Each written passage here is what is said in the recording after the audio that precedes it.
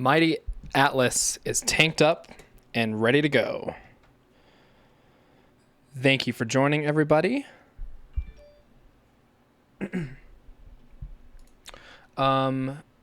Excuse me. Let me know if you can hear me. We have Tony Bruno saying a lot of awesome things on Twitter right now. I gotta make sure I can hear myself. There you go.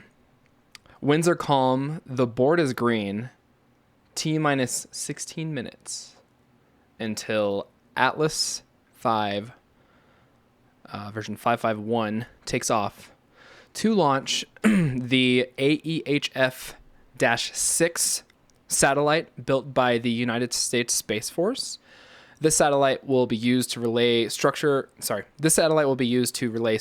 communications for the armed forces of the United States, British Armed Forces, the Canadian Armed Forces, the Royal Netherlands Armed Forces, and the Australian Defence Force. The system will consist of 6 satellites in geostationary orbits, 5 of which are already launched.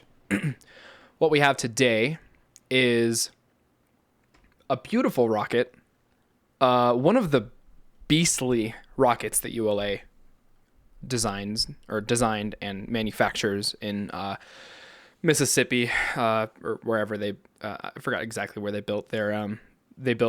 mass build their rockets, but 5 solid rocket boosters on the side, 2 on one side of the body and then 3 on the other. Sorry about those dings. I don't know where those are coming from, actually, so you're gonna hear those dings a lot. Actually, we'll just represent those dings as subscribers. They'll just be like makeup subscribers, make believe. So what we have today, we're launching from Space Launch Complex 41, Cape Canaveral, Florida. Destination orbit for this satellite for the United States Space Force is going to be Geosynchronous Transfer Orbit, which is very high up. The payload mass today is 6,168 kilograms, or about 13,598 pounds. And this is a military communications mission. So what does Atlas 551 mean? So the 551 rocket, it's the last 3 numbers or letters on the Atlas V named the configuration of the rocket. The first number and letter shows the fairing diameter size in meters, of course, and of N for no fairing. The number 5 obviously means 5-meter fairing. So this fairing on this rocket is huge, way bigger than what we saw on, this is not the same. This isn't the Delta. This is the Atlas. So on the Delta, you saw like for the solar launch that they did a couple weeks ago, very smaller payload. And this one is going to be huge. So really excited for this launch today. How's everyone doing? I hope everyone is having a good quarantine. If you're quarantined, if not, I hope you're having a good day out and about, working or not. I am not working today. I am in Colorado, and they put out a statewide mandate for mandatory stay at home. You're not allowed to leave your house unless you're walking your dog, going to the grocery store, business related travels, mandatory work, things like that.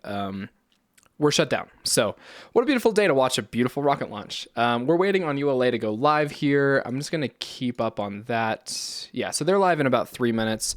While we wait for them to go live and before I present my screen, just wanted to give you guys an update. Weather is good. Weather has improved to 90% for go. This is today, by the way.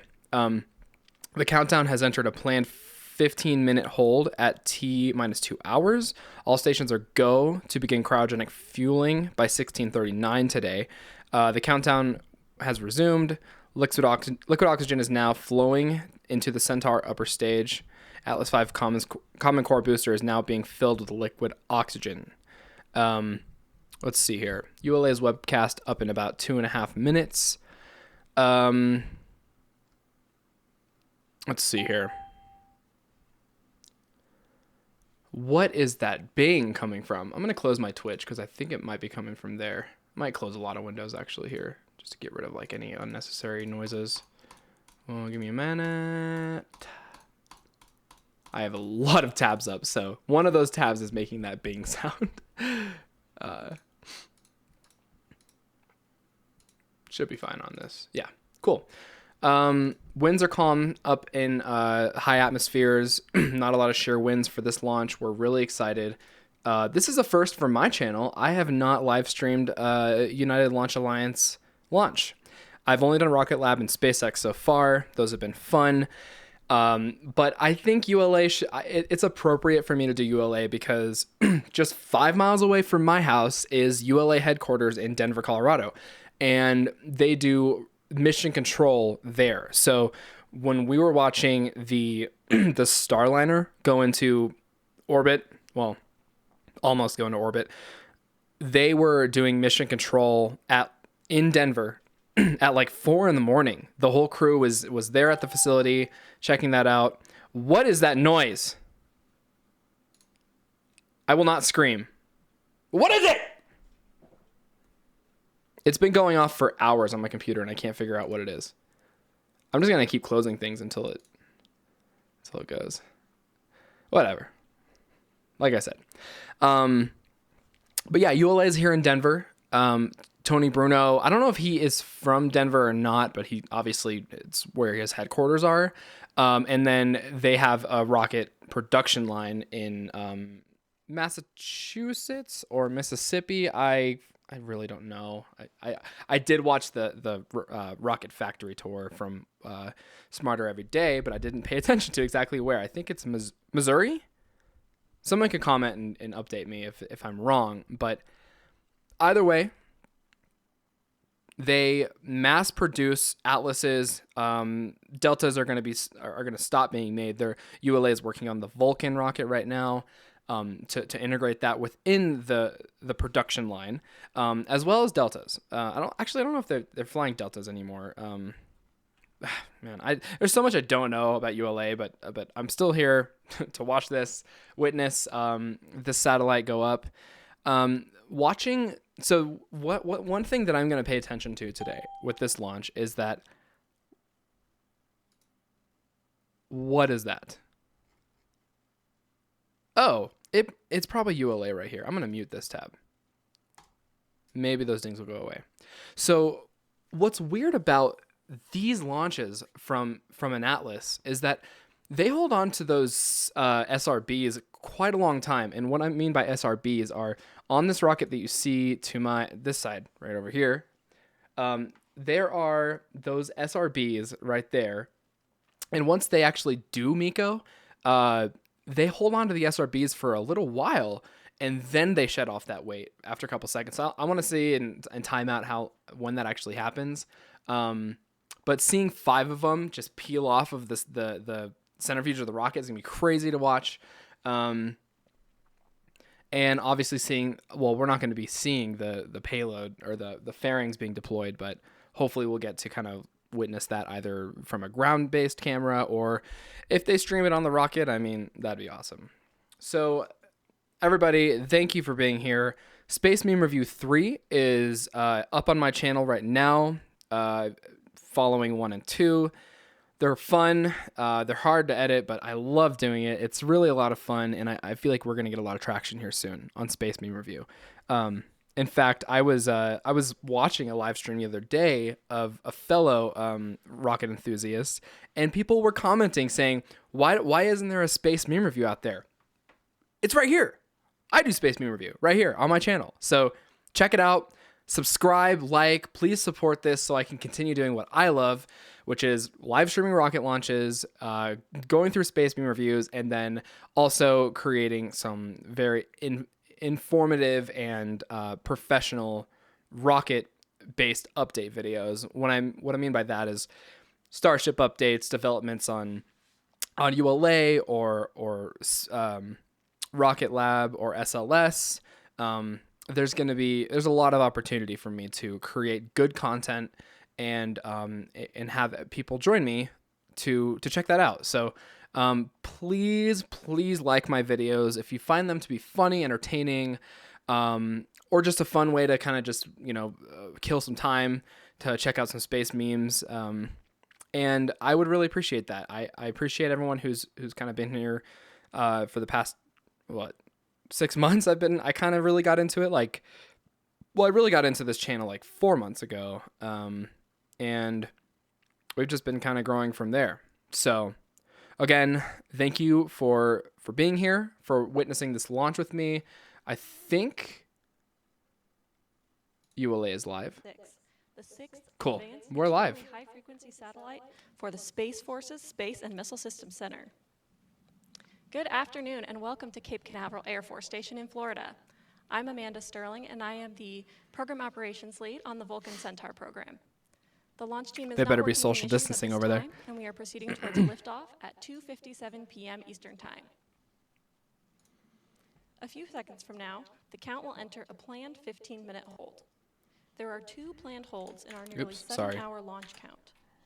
The planned holds give our team additional time to resolve any issues prior to entering the terminal count. Sorry. Yeah, so that's a planned hold that's scheduled. So the timer will go to 0. They'll do a planned hold, and then they'll launch it. 4-minute hold. The launch team on current weather conditions here at Cape Canaveral. The probability of violating launch constraints is 10%. The ground winds are 5 to 10 knots out of the northeast, and the temperature is 77 degrees Fahrenheit. So the weather is within the launch commit criteria and looks favorable for the planned T0 of 2:57 p.m. Eastern. 2:57. So they're all fueled up. Everything's good to go. The solid rocket boosters they don't need fuel. Live coverage will conclude following the separation of TD-02, that fairing is huge. A 12-unit CubeSat attached to the Atlas V aft bulkhead. Following today's broadcast, check out ULA's live launch updates blog at ulalaunch.com, where you will find official and timely information regarding the AEHF-6 mission. Now, let's take a look at all of the events from liftoff through AEHF-6 separation. And liftoff of the United Launch Alliance Atlas V rocket. It's a The beast. Atlas V RD-180 main Such a engine beast. and 5 solid rocket boosters ignite to lift the rocket away from the pad. Together, the main engine and 5 SRBs generate a combined liftoff thrust of 11.5 million newtons, or 2.6 million pounds. Wow. Shortly after liftoff, Atlas begins a pitchover to attain the proper flight path, while minimizing the pressure the vehicle experiences during flight. The Atlas V reaches Mach 1. There's those 3 boosters on the side. At 35 It's crazy. seconds. The first 2 SRBs are jettisoned at 1 minute 47 seconds. Oh, okay. Followed a second and a half later by the remaining 3 SRBs. That's pretty cool, actually. Approaching payload fairing jettison, the Atlas V is burning propellant at a rate of 907 kilograms, or 2,000 pounds per second, traveling more than 11,000 kilometers, or 6,900 miles per hour, and located 124 kilometers, or 77 miles in altitude, and 283 kilometers, or 176 miles downrange. During ascent, the spacecraft is protected inside United a States 5-meter Air diameter Force, payload Space Force. This 2-piece shell encapsulates both the Centaur upper stage and the satellite. The At satellite? approximately 3 minutes 25 seconds, Something's going on with the vehicle's stream. climbed above the densest part of Earth's atmosphere, and the payload fairing is jettisoned. At 4 minutes 26 seconds, propellant levels deplete, and the main engine shuts down. 6 And seconds then they later, throw the the rocket Atlas away. Centaur separation system activates. to Oh, release that's the cool. booster stage. The vehicle now weighs a little That's a more cool than separation 5% system. I've of never what seen it anything did like that. At 4 minutes 42 seconds, the first Centaur main engine burn begins, sending Yeah. the Centaur into a Centaur main circular orbit. engines. At 11 minutes 47 seconds, cutoff of the Centaur main engine, or MECO-1, occurs. Following an 11-minute coast to an optimized longitude to allow for proper alignment of the second burn to geosynchronous transfer orbit, the Centaur main engine is restarted for the second of 3 engine burns. A little more than 6 minutes later, second cutoff of the Centaur main engine occurs. At 29 minutes 24 seconds, a payload attached to the Centaur's aft bulkhead separates. This 12U CubeSat is provided by the Space Force and designed cool. to test new capabilities of small satellites used by U.S. government agencies. Following separation, the mission enters a more than 5-hour coast phase. This ultra-long coast is made possible by the addition of an extended mission kit. The Nice. kit outfits the Centaur with the extra batteries and insulation It's like required old school to Kerbal, survive I'm the kidding. long trip It's like to apogee. Taking AEHF-6 to They could at least make this look a little better, right? Do you agree? Raise the spacecraft's perigee. At 5 hours 36 minutes, the main engine ignites for a third and final burn. A minute and a half later, Centaur completes its final engine cutoff, following total fuel depletion. Also known as minimum residual shutdown, this capability maximizes the energy AEHF-6 receives to orbit, taking it farther than a guidance-controlled shutdown, and ultimately increasing the lifespan of the satellite. At 5 hours 40 minutes, 57 seconds, Centaur releases AEHF-6 on its mission to provide communications for high-priority military, ground, sea, and air assets. This Just Atlas realized V my flight speakers was are the on. first mission Sorry of about that if United the audio was States weird. Space Force. Cool. This is SC. All right, so all right, On internal power. that was really informative. I didn't know that they had a CubeSat on the bottom of that second ULA stage. That's uses very the interesting. Atlas V 551 configuration. So this is the same launch pad. I'm gonna turn this down a little bit. This is the same launch pad that they launched Starliner from, as well as the same strongback you see there. I think they reused the strongback for all Atlas missions.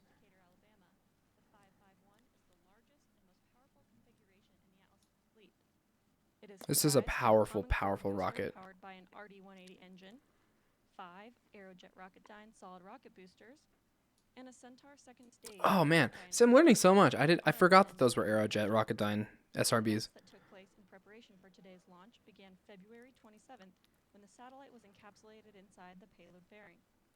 The RUOG 5-meter diameter payload fairing protects the AEHF-6 payload during ascent. On March 11th, the encapsulated payload was transported to the Vertical Integration Facility, or VIF, at Space Launch Complex 41, where it was mated to the Atlas V rocket.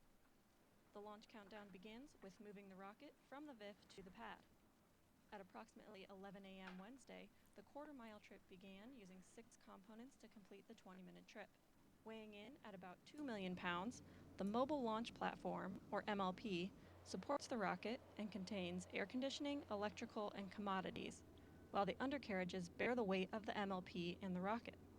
2 rail cars lead the move. It with the moves payload van relatively providing quick. Communication to the payload, while the ground van houses the ground support for the rocket. At the rear of the convoy, the portable environmental control system provides air conditioning to the payload Look, and guys, just rocket. on tracks. Finally, trackmobiles provide the power to move the 3.5 million pound convoy. Wow. A third trackmobile is added to the front of the convoy to move our largest Atlas V configurations like today's 551 rocket.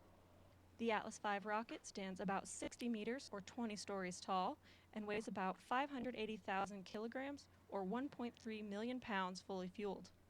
The RD-180 main engine and 5 solid rocket boosters produce nearly 11.5 million Loaded. newtons, Yeah. or about 2.6 million pounds of thrust, to lift the rocket off the pad and begin its journey to orbit. Quiz. How many SRBs from ULA are at the bottom of the ocean? Answer. I don't know. But none of them are reused. Earlier, Atlas V is launching the 6th and final satellite in the Space Force's Looks really advanced stout EHF with that constellation. huge payload Built fairing by there. Lockheed Martin, the AEHF constellation is the next generation of global, high-security. I wonder if they build this survivable satellite in communications satellites Denver or used by not, all since it's branches built by of the Lockheed. United States military, national leaders, and international allies. AEHF satellites are the follow-on to the Department of Defense's current 5-satellite Milstar communications constellation. The advanced EHF constellation will consist of 6 cross-linked satellites and is backwards compatible with the Milstar constellation, with a substantial increase in throughput and coverage to users. This increase gives users the ability to transfer information globally in seconds rather than hours.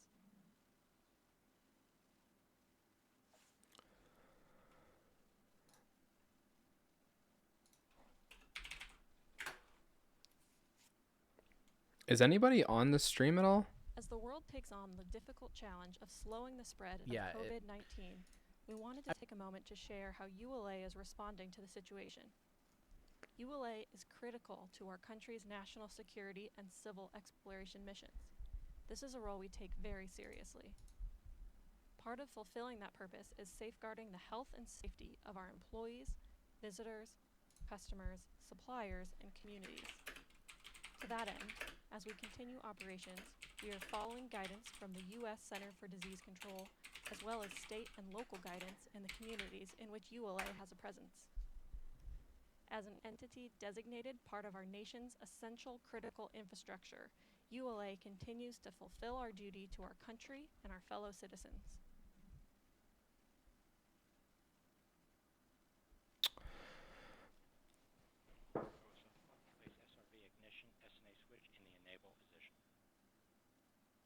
The artwork on the payload fairing of today's Atlas V rocket is six-sided to represent the sixth satellite in the AEHF constellation. Nice. Which finishes that constellation. There are 5 satellites around the Earth. Very powerful, by the way. Satellite as the prominent High feature of bandwidth. Design. The program's stakeholders are around the edge, along with each partner country represented by their flag. The Atlas V rocket is also sporting another new piece of artwork, the Space Force seal. This seal represents the newly formed Space Force. That's a weird looking seal. Why is it just like a navigation arrow? Am I crazy by saying that?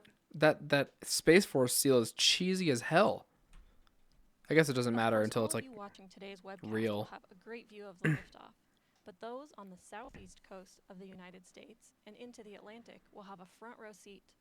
Here's a look at what you'll see. The red line represents the rocket's trajectory, and the time in the upper right corner corresponds with elapsed time from pretty liftoff cool here at Cape that you could see Canaveral. that from Georgia. So if the skies are clear, step outside Savannah, and see if Georgia. you can see the launch. Wow, that's pretty awesome.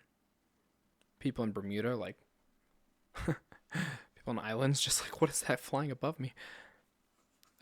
It's funny. I had a friend. I had a friend text me last night, and he was like, "Hey man, I'm looking at Starlink." I was like, "Oh, cool. Did you like plan that out? Did you go to findstarlink.com and plan it?" He's like, "No, I was just looking at the sky, and I like all of a sudden like all these lights were just streaming across the sky, and I was like," and he thought it was he was like, "I thought it was a UFO, but then I saw like 60 more, and it was like, oh, that's Starlink." And he said that they were super bright. It was crazy. So, those of you who want to see Starlink in your area, go to findstarlink.com or just Google Starlink tracker.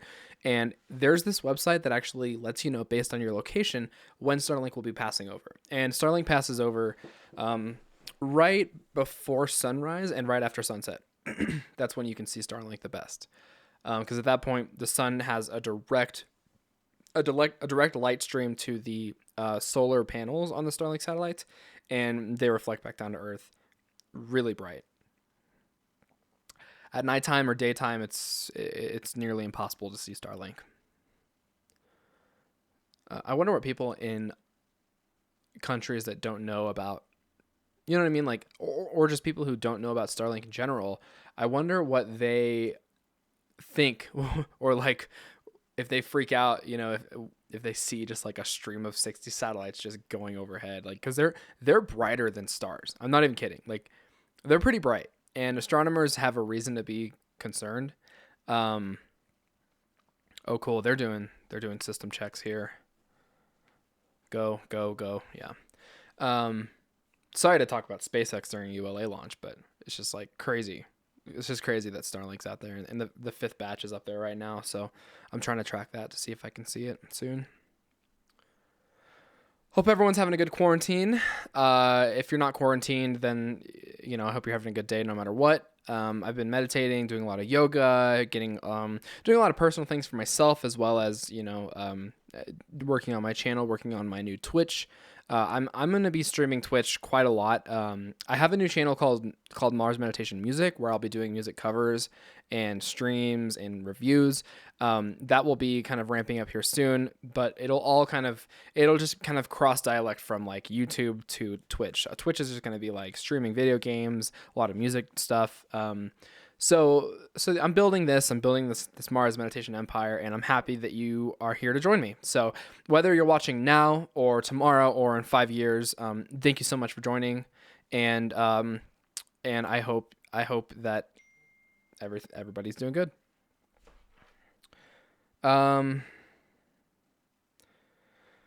If you're checking out Tim Dodd's live stream, that is awesome. I love Tim Dodd's channel, and his recent video on rocket pollution opened my eyes, especially because I had no idea that solid rocket boosters I thought solid rocket boosters had fuel in them, but they're actually mineral. It's actually like composites and minerals. Like it's like this clay or something like that. Like I don't know anything about this, but solid rocket boosters are actually solid, and that blew my mind. I thought they were fueled. So learned a lot about that, and the solid rocket boosters are the ones that hurt the environment the most, rather than burning clean like Hydrolox or Methalox on a full flow stage combustion cycle engine or something different than that. But when Tim put the numbers together based on rocket pollution and regular everyday airline pollution, it's just like out of the water that airlines pollute way more than rockets. There's no ozone depletion, not anymore at least, and it would take a massive amount of rockets to pollute as much as airliners, trucks, and cars do. So having that video out on YouTube teaching people is just really cool. So I highly recommend, obviously, go over to Everyday Astronaut's channel, check out his recent video on rocket pollution and everything else, because he makes amazing content. He's inspired me for years. So we're waiting on hold, and we have, oh my gosh, it's launching soon. I've been streaming for a while now. This is crazy. Go ahead and give me a comment if anyone's in here. I don't really see any viewers right now, but whatever. If you're here, say hi. Welcome. I should probably let some Twitter people know I'm live. Yeah, a trip to 3 minutes. 3 minutes. A trip to GTO by Tori Bruno says takes a little bit more than 5 minutes. It takes a little over 5 hours to reach apogee. We generally do not live stream separation of military satellites. You can't because they're top secret. I wonder if they'll show the CubeSat though. Probably not. They're gonna show an animation. This is not gonna be your typical SpaceX launch, I promise. Let me tweet. I'm live watching ULAs.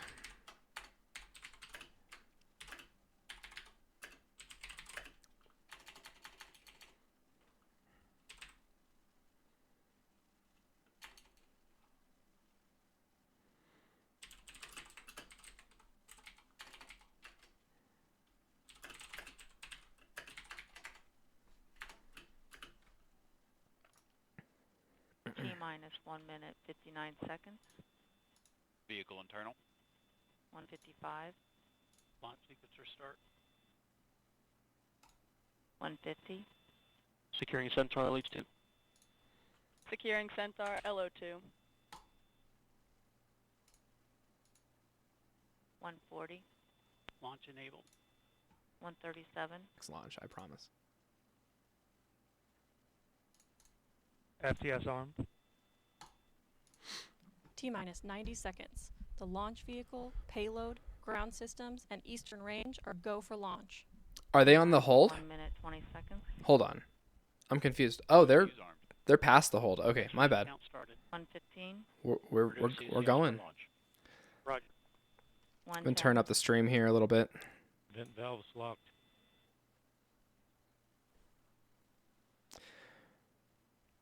T-minus 1 minute. It's obvious the coronavirus is not affecting the aerospace industry. People are, social distancing, but work needs to be done, and these there's contracts, there's dates, there's plans, and these things just need to continue. LC switch not ready. Flight control got to hold at approximately T-minus 46 seconds. Hold. All team, proceed to Operation 80. What's not ready? What was that? Centaur tank venting in progress. Roger. A recycle call by flight control at T-minus. So the tank is white right now, but it's originally a copper color, which is natural. It's a natural metal manufacturing color that comes out once the rocket leaves the manufacturing facility. But the reason it's white right now is because condensation from the humidity around the area and the cryogenic fuel meeting with the outside of the rocket body is creating an ice layer that is super Atlas cold. tank pressures are stable. And what 10:30. in the clouds that you're seeing there is condensation Roger. coming from venting Centaur from tank the pressures are tank. stable. Roger. Securing topping. Tony's just on Twitter like crazy. Flight control is ready to reset the clock to T-4 and holding. Roger. Bird is stable. Hold. Reset countdown clock to T-4 minutes. And Tony, how much are you Roger. gonna tweet?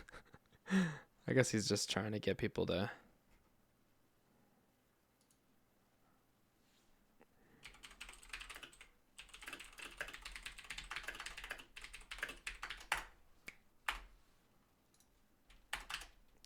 Watching live from my channel. Okay, come on.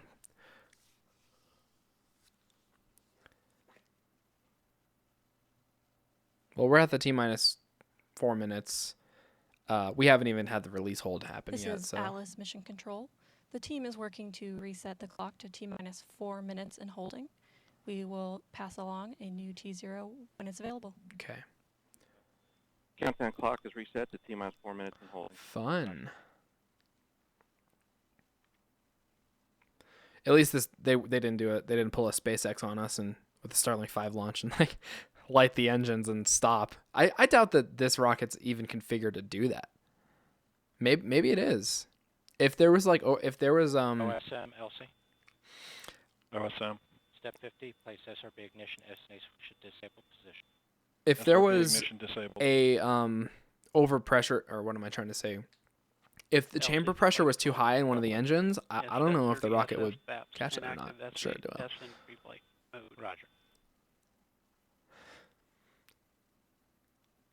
Man, this makes me want to go back to Florida so bad. To see this live. I wonder, All stations recycle systems back to T-4 and holding configuration. with the... Hold occurred at 46 seconds. I can't Status. focus with this behind me. Sorry. With the quarantines going on and the... Well, not the quarantines, but the mandatory stay at home and Florida being affected quite a lot by coronavirus. I wonder if the photographers are out there. Let's see here. Atlas pressure is stable. It's always best to check.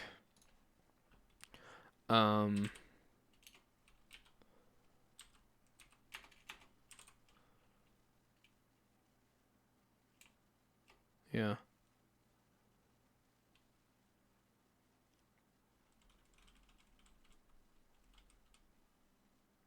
Some of these photographers' Twitters right now. John Krause is one. There you are, John Krause. I wonder if he's most likely there shooting. Oh yeah, he's there.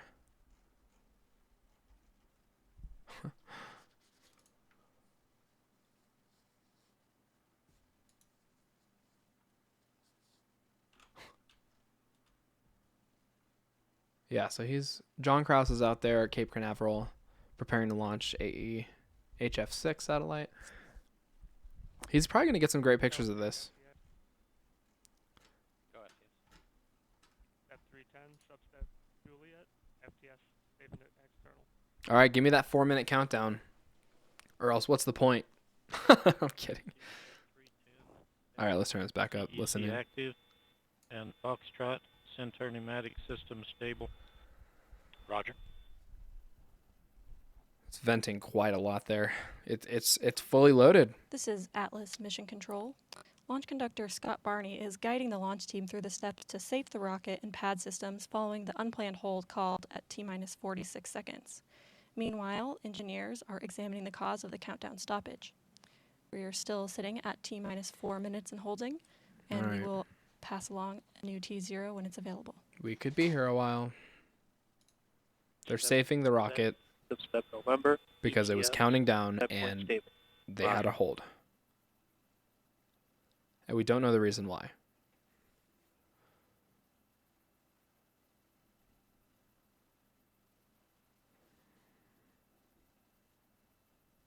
So if the payload fairing's 5 meters, the rocket body must be 4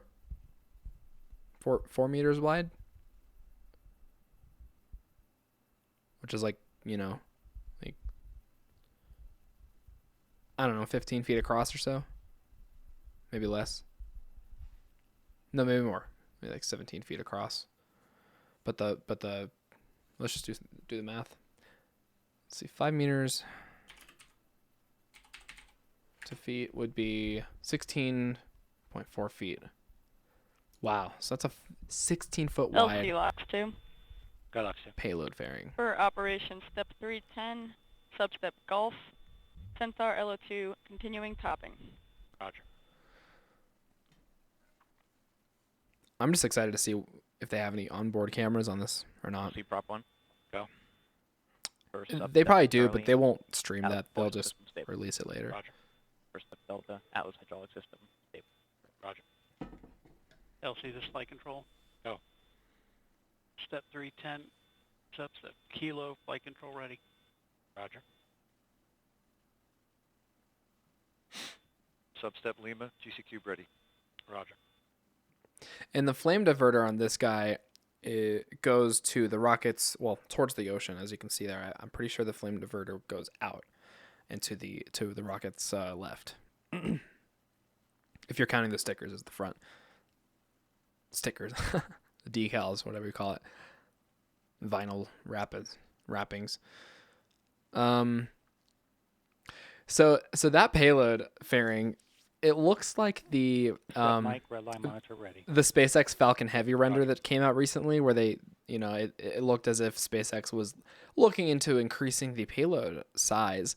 It looks similar to that, because that's definitely not a SpaceX sized payload. Maybe it is, but I don't know.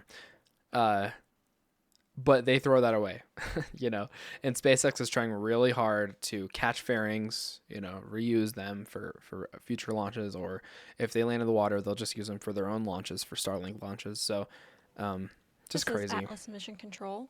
The team is working the activities to save the launch vehicle and the ground support equipment to put the Atlas V and Space Launch Complex 41 back into the same configuration as it was at the T-minus 4 minute hold point. Put it there. As the team works that, the team is working to determine the issue that initiated the hold. In addition, today's available launch window does extend to 4:57 p.m. Eastern Time. So 2 hours from now. Right? Yeah. Well, we could have 5 minutes from now, we could have had a rocket in most likely fighting its way to orbit, but now we have a hold. So let's see what's going on here. I hope everyone's having a great day. Again, very troublesome times. A lot of people are suffering. Families are suffering. Businesses and markets are suffering, which is not the most important part. It's all about people. And I hope that everyone is staying safe out there, washing their hands. Even if you go to the grocery store, it's scary. I have a sister who works in the healthcare industry, and she told me that she feels more safe working in the hospital than she does going to Sam's Club or any of the big retail, big market areas like or Walmart. You know, you name it, any grocery store or public area. Hey, look, you can see us like 40 over there, SpaceX's tower. I love it. Go ahead, Elsie. So everybody, be safe out there, stay clean, and distance yourself from people, because just verified, half gas is ready. the only thing that's going to kill us is ourselves in this scenario. Sorry to be dark there, but LD, LC. nothing but coronavirus is spinning around my head at all times, because the media is just throwing it at us. So don't let fear drive you. SLD, we did hold it 46 seconds. Recycle of the system is now complete, awaiting completion of the issue that caused us to abort out. And What was the issue? waiting on that resolution. Roger that. Once we hear the resolution, we'll coordinate with the mission director and coordinate a new T0. It's just kind of fun to listen into. These guys are all around the area. So there's operations center in Florida. Look, they're tracking weather. Such a cool area. And then here's in Denver. I believe this is mission control in Denver. And they are definitely not. Oh, no. This is Florida. The other one was Denver. No, that's Denver. I don't know. This is definitely Denver in here. That looks like a Denver facility. Man, they are not social distancing at all. Well, they can't. They have to sit in that room confined together. Yeah, that kind of worries me, but I'm sure they're taking Atlas precautions. Mission Control.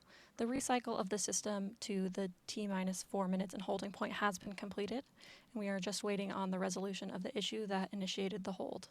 The team's continuing to work that, and we will provide updates as we get them.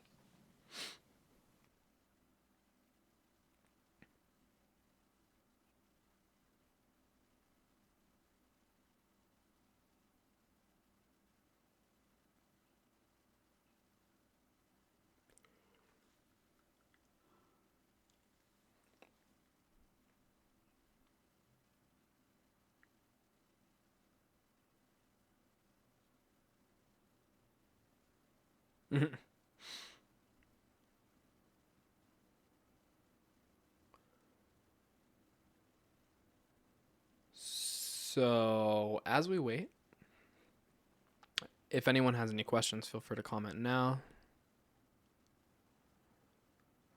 Working on some new videos here soon. I have a lot of focus going into the Mars Meditation Music channel to kind of get that one up and running. But at the same time, this channel needs more content and more followers. Thank you for the 30 subscribers so far. There's a bug crawling over that camera lens. I can see it right there. I hope everybody enjoys Space Meme Review 1, 2, and 3. 3 being the most recent and the most accurate for what's going on today in the space industry. That video does come with some updates regarding Starship and SpaceX. And then we go into the memes for about 7 minutes or so. It's a fun video. I highly recommend checking it out. So we are not go for launch, but we are pending a not an abort, but we are pending a hold reason. This is Atlas Mission Control. The launch team has completed the countdown recycle of all systems. Engineers are now troubleshooting what caused the countdown to be stopped and how to resolve the issue. Okay, engineers. Dude, I love how they can push code to the rocket as it's actually going up. And we'll get you a response. Roger. Please convene an anomaly team by recommendation. We'll go. When will this happen?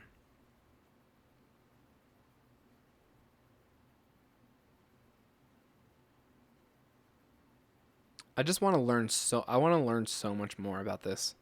It's fascinating to me. This is truly fascinating.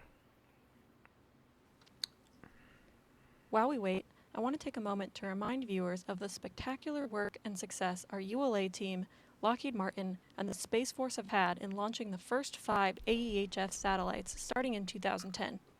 Let's take a look at some footage from those launches.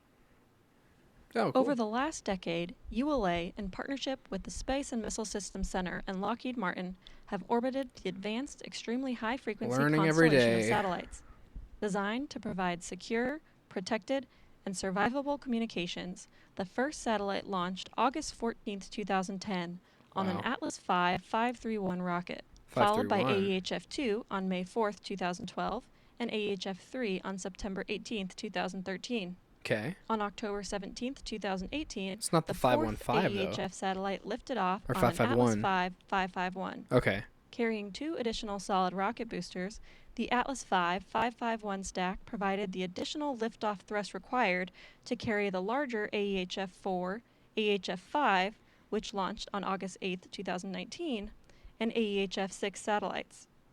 With today's launch, ULA's Atlas V and Cape Canaveral Space Launch Complex 41 they launched closed that a decade pretty recently. Of support to this vital strategic capability. What a beast rocket. So it's beautiful that they're doing this in the daytime. Night launches are fun, but they're not that fun when there's no onboard cameras being streamed. Yeah.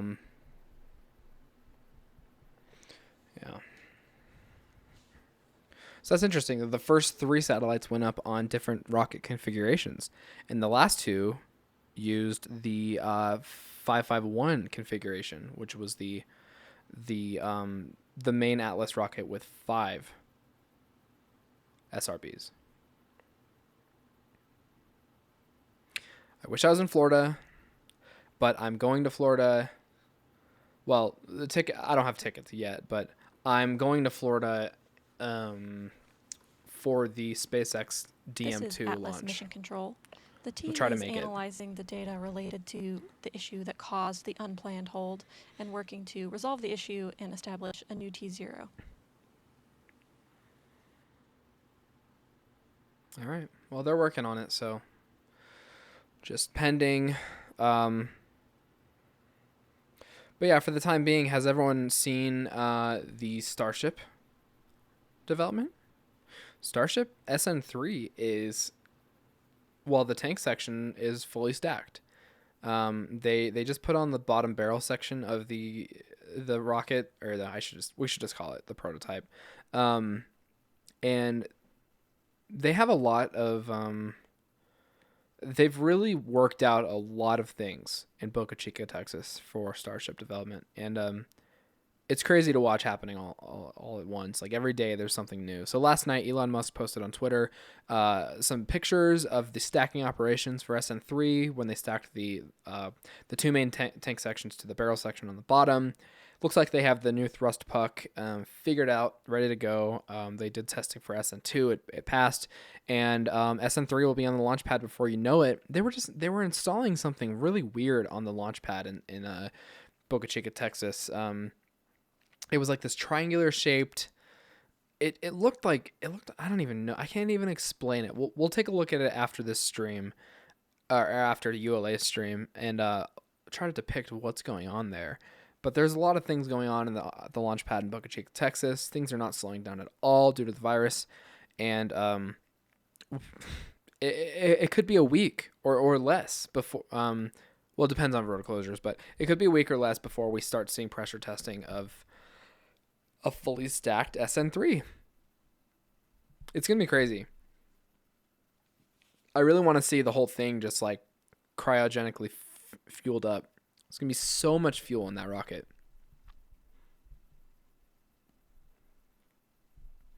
Hopefully they don't do liquid nitrogen, but I'm sure they'll start with liquid nitrogen before they start loading methane and oxygen. This is my knee, by the way.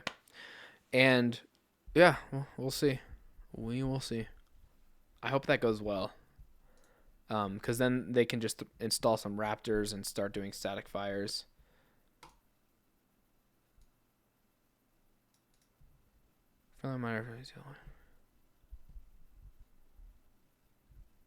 Yeah. So if they do a hold and they have to push this out another 2 hours, then ULA will definitely do that.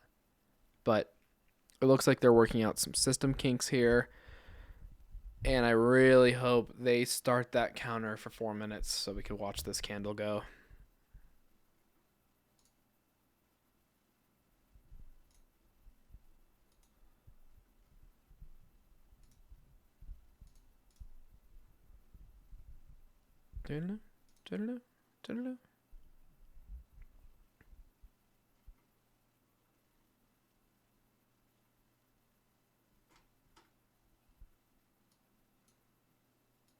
Dude, YouTube's algorithm really pisses me off.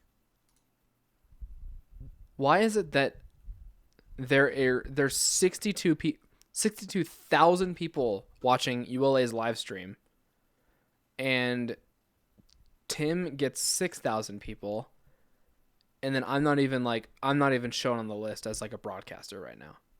For anyone who's like, I'm doing it right now. I'm searching Atlas V live stream, right? And the algorithm is just so messed up.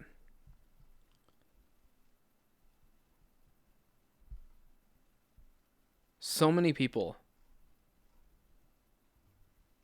and nobody's on my channel. Whatever. This is Atlas Mission Control. The team What's is working going an on? issue associated with a ground hydraulic accumulator fault. They are working through this issue and will establish a new T0 once we have it resolved. Come on.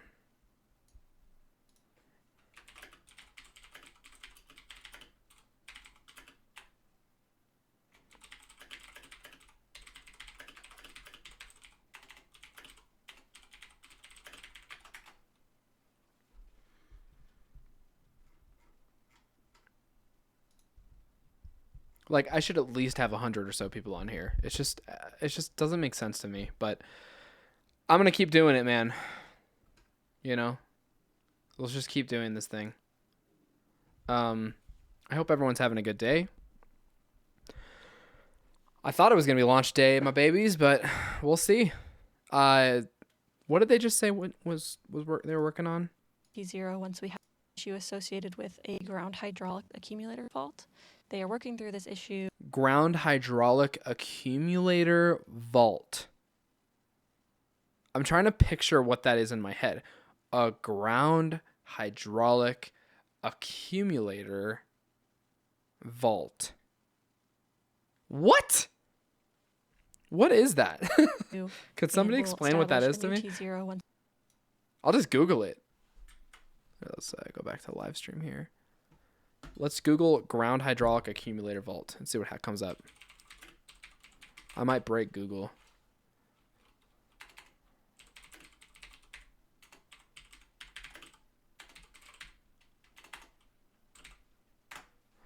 Okay. A hydraulic. Oh, wait, no. Vault. Not fault. What does a hydraulic accumulator do? An accumulator enables hydraulic system to cope with extremes of demand using a less powerful pump to respond more quickly to a temporary demand and to smooth out pulsations. It is a type of energy storage device. Okay, so it's like a accumulator. It passes hydraulics slowly. Based on a power. It's a type of energy storage device. So it's a device that stores hydraulic energy. Who knows?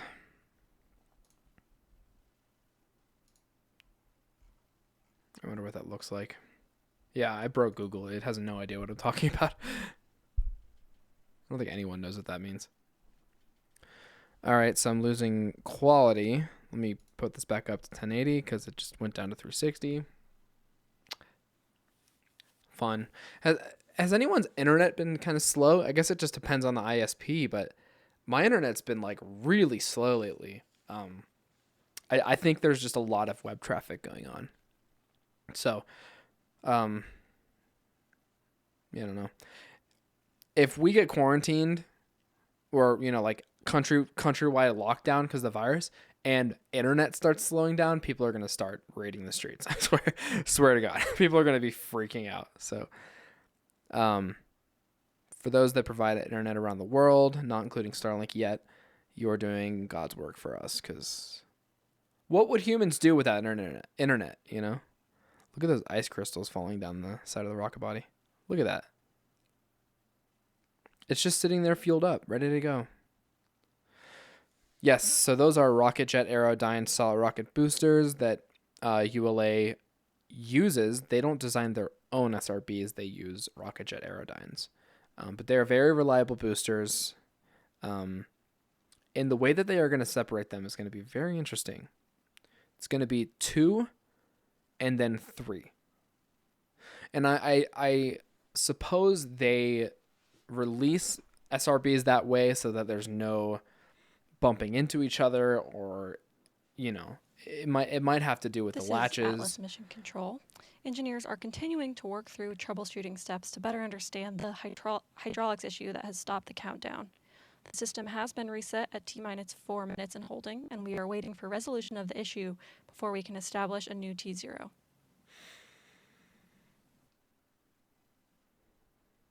Well, I'm not going to stream for 2 hours and wait till 4 o'clock. So I'll get back online and stream this. if they decide to put this 2 hours out. But at the moment, we are still troubleshooting and seeing if there is a new countdown. They were so close.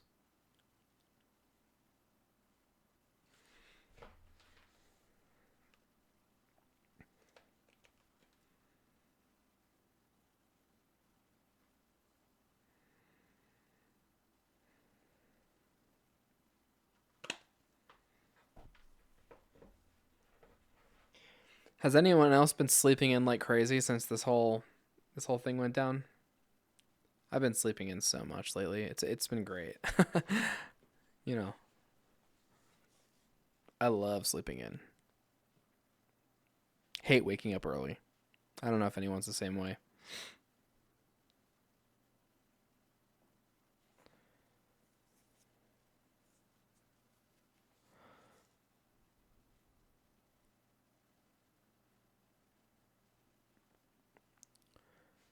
What is that little tower to the left of the launch tower? It looks like it has little like cones on it, spheres, like, or maybe it's a siren. It doesn't look like a light. Might be some sensor of some sort. We have ice falling down the side of the rocket body. We have United. Oh, that's cool. They build it in that VAB over there to the left or to the right, and then they roll it out just the launch pad right over there. That's pretty cool. It's not a far rollout.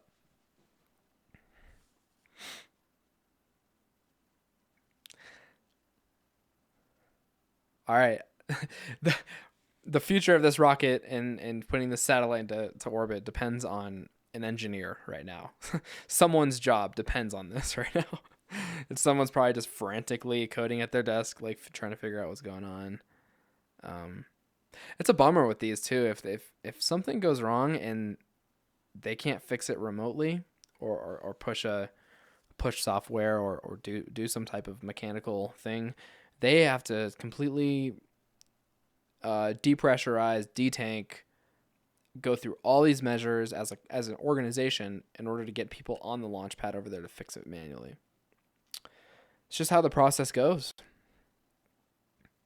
You would not see anyone just going up to the rocket right now and fixing what's wrong. Like, that's not how it works. Not with a fully fueled rocket.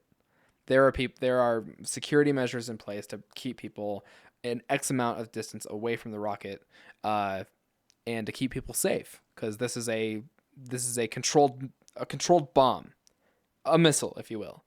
But its primary mission is to get to GTO.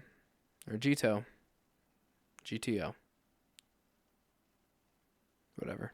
People call it GEO, people call it GTO, but it's the highest orbit that you can go to. Well, not the highest, but it's one of the main communication satellites orbit height, which is very, very high. Hundreds of miles up. So, this will complete the constellation of AEHF satellites provided by the Space Force organization. And I don't know if that ends that program or not.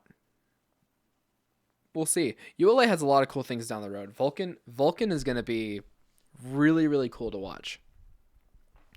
If it goes. If it ever goes, it's going to be really cool. Vulcan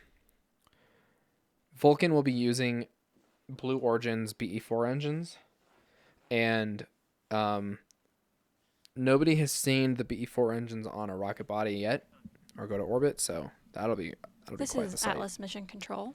The team is continuing to work to resolve the issue with the hydraulics that caused the unplanned hold at T-minus 46 seconds. Yeah. Once that issue is resolved, we will establish a new T0.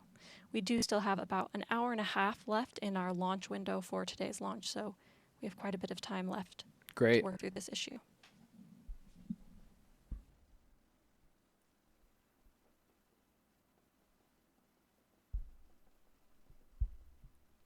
Also on my channel is a Model 3, Tesla Model 3 review video that I just put together. Rented a Model 3 for a day. Took it around the state of Colorado for some time. I drove it like 300 miles in a day. You won't believe it, but I drove it.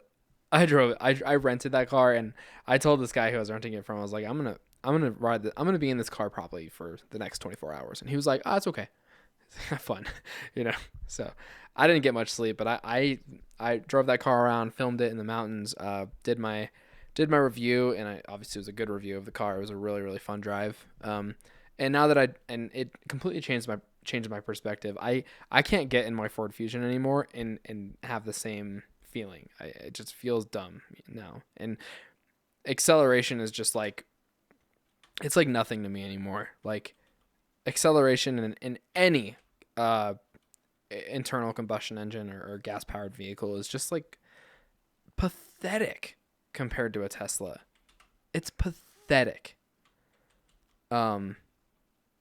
So that was fun.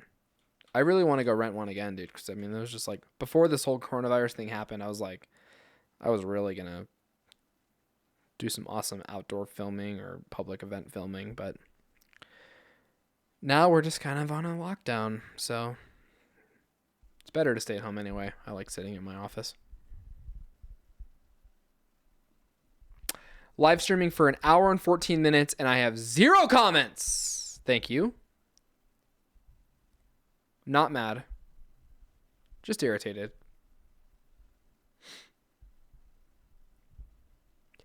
If you're seeing this video in the future, please share my channel to anyone who likes rocket science, likes watching rocket launches, wants to learn more about the aerospace industry, because I am here to teach you.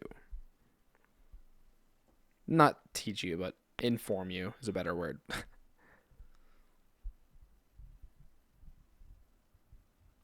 Still loaded. That engine or that tank is filled to the brim, venting out as much as it's boiling over the liquid oxygen in RP1, and that's why it's venting out what's been boiled over. And by boiled, I mean turning it from cryogenic liquid to gas. Rocket science.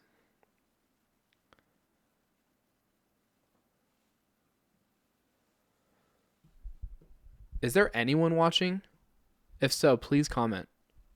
So I know this is if this is like not working, like that's a problem.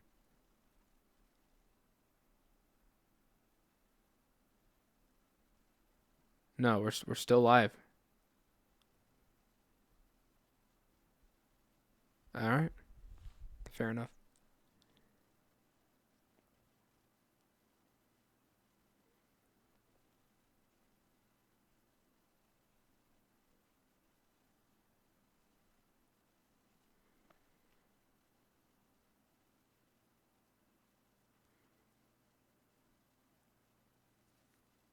Oh yeah, don't touch your face. Whoops.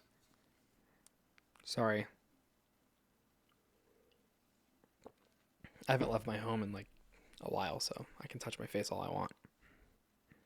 You can't control me. We have a helicopter out there flying around the launch pad. That would be a cool sight, is to watch the launch from a helicopter view there. Very swampy there in Florida. I wonder which launch pad that is.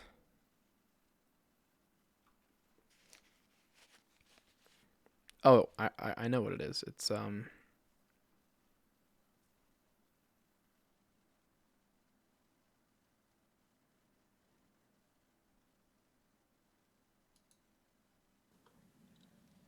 Today's Never mission mind. marks Atlas's 665th launch and the 83rd launch of the Atlas V configuration. Let's take a look at the history of Atlas, which first launched in 1957. And the RD-180 engine roars to life and liftoff with a maiden flight of the Atlas V rocket with a Hotbird 6 spacecraft on board. As the inaugural flight of the Atlas V lifted off on August 21st, 2002, It carried with it the dreams and aspirations of thousands of rocket pioneers who had laid the foundation and made it possible. Atlas V continues the Atlas legacy of innovation and accomplishment that has been vital to our nation for more than half a century.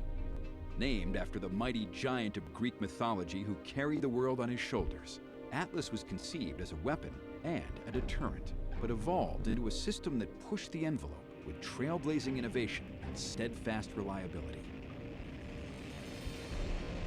At the request of the Air Force, Charlie Bossert and his San Diego-based engineering team began work on a demanding set of requirements to design an intercontinental ballistic missile capable of delivering a 1,500-pound warhead to a target 5,500 miles away.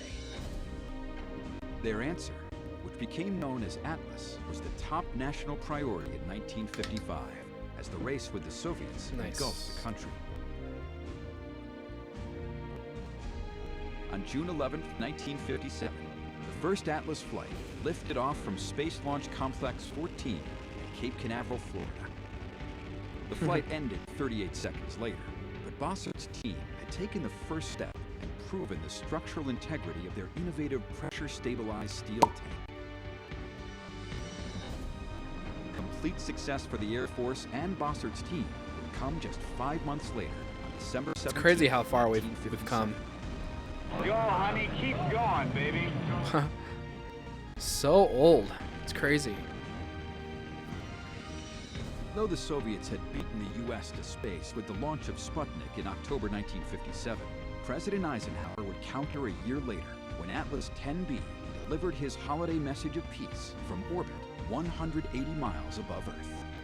Crazy. Known as Project SCORE, the orbiting Atlas booster became the world's first communication satellite. You know what? ULA wouldn't play this if they were just... if they would just start the countdown. They're just like, put together some old footage and let's just play it. On September 9th, 1959, Atlas 12D became America's first operational ICBM, following launch from California's Vandenberg Air Force Base. In all, 350 Atlas ICBMs were built and stood on operational alert through on the trajectory that this is being delivered to. Because remember, Delta V takes into account the mass of the payload, so it doesn't matter if you're sending a cell phone or you're sending a school bus on this orbit. It matters that you're trying to get to this orbit that has this much energy. And whatever satellite's going, it should be the same amount of Delta V to get it there. But I don't know off the top of my head. You play Kerbal? Nice. I play some Kerbal too. Look, check this out. I got like Kerbal. It's a 3D printed Soyuz that I made in stock Kerbal, and then we sent it to a 3D printer and got it printed out. I've spent. I should like replace this rocket with this 3D printed thing. It's quite nice actually. I've spent a couple hours. 1965. The surplus boosters were refurbished and used by the Air Force. 9D, equipped with an Agena upper stage, lifted off from Space Launch Complex 12 at Cape Canaveral.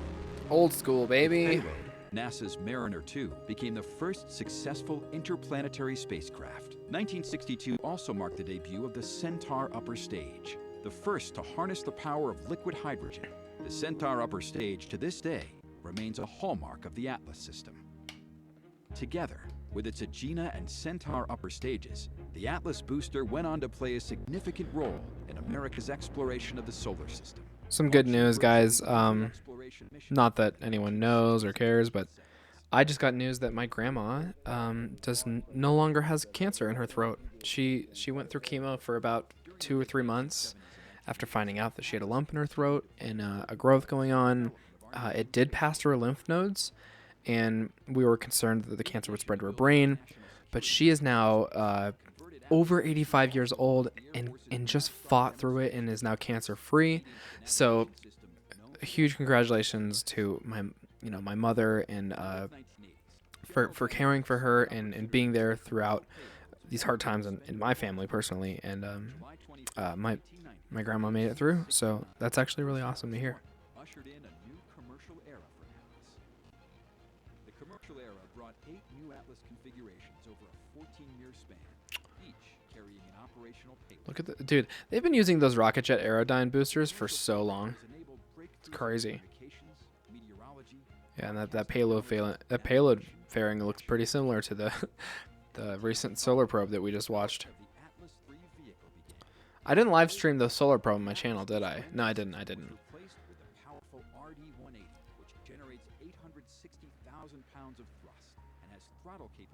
Yeah, so those RD-180s that you see on the bottom of the rocket are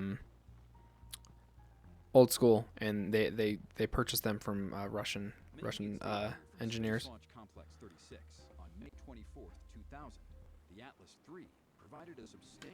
Atlas III? I was way too young to even know this was going on.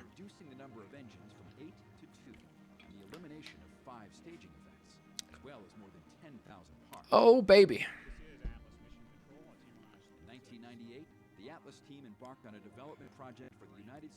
Is that a stainless steel payload? Oh, that's interesting.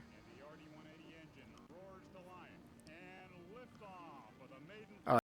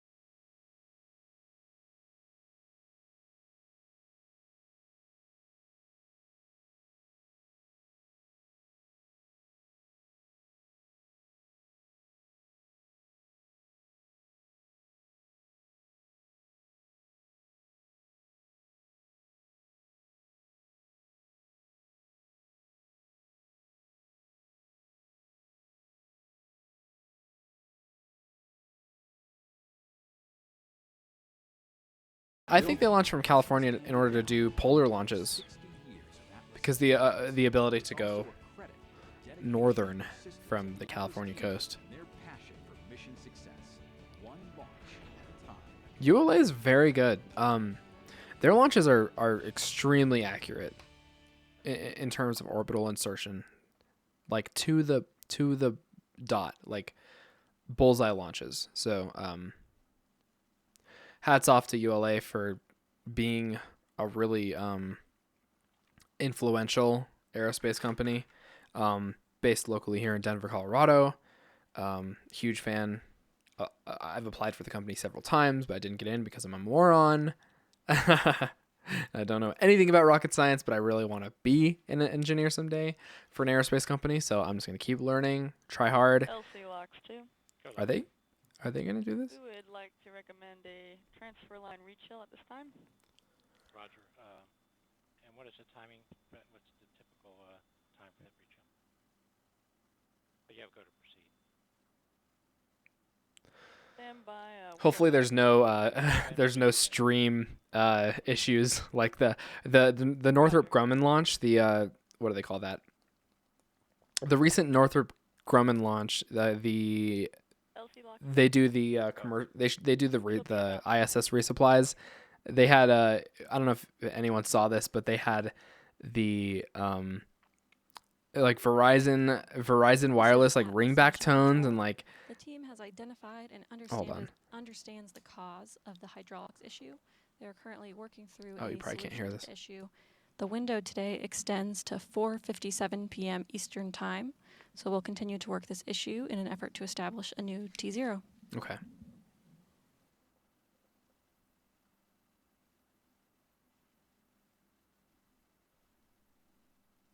What time is it there? 3:41. So maybe an hour from now, they'll launch. Yeah, what I was saying was the ISS resupply, the Antares launch. They had a bunch of like live stream commentary going on with like people saying like hot mic and like, we're sorry, your Verizon ringback tone, blah, blah, blah. Like it's just like all this like weird noise going on the live stream, which was just really funny. So ULA's probably got that together. And you would never hear that from SpaceX. Like their live streams are very short and sweet, and they don't turn on any mics unless needed, for mission control at least.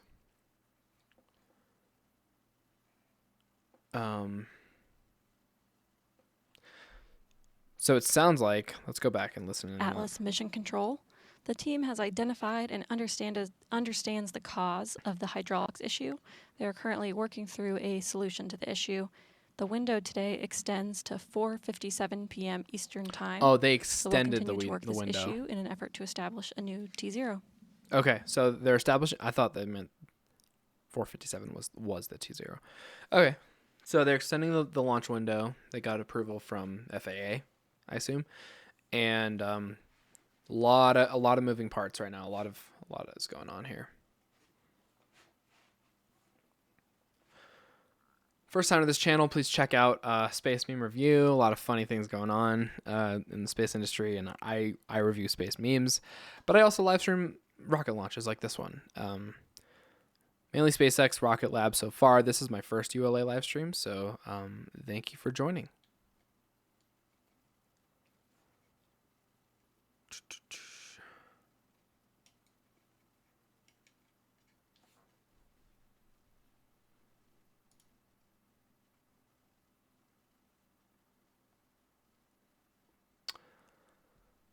Yeah.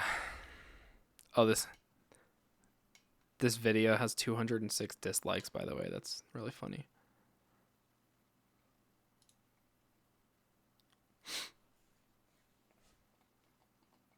All right, well. Hopefully they get the issue worked out soon.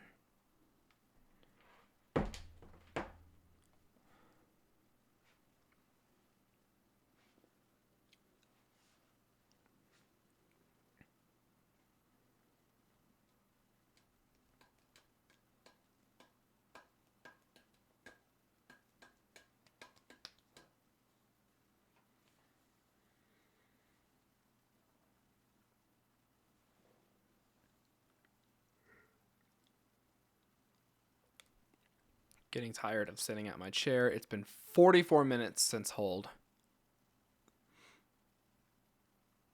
This was supposed to launch almost an hour ago. But at the same time, they have a long way to go to Geo. They have like a 6-hour coast phase, like all this stuff. But I'm not going to be here for that. I just want to see the flamey end. So, as Tim from Everyday Astronaut would say, the pointy end is up, the flamey end is down, and we're go for launch. Well, we're not go for launch, but we're loading. Systems checks are in place. LC locks 2. Go locks 2. Let's see what they're doing here. Line rechill is complete and topping is in progress. Roger. Line rechill, topping in progress. So it seems as if they are kind of just keeping the tank full, topping it off, but at the same time they can't overpressurize, so they have to release a lot of fuel. A lot of fuel is flowing through. I wonder with the fuel tanks that they have on site there, like how long can they keep a rocket fueled? Probably a really long time.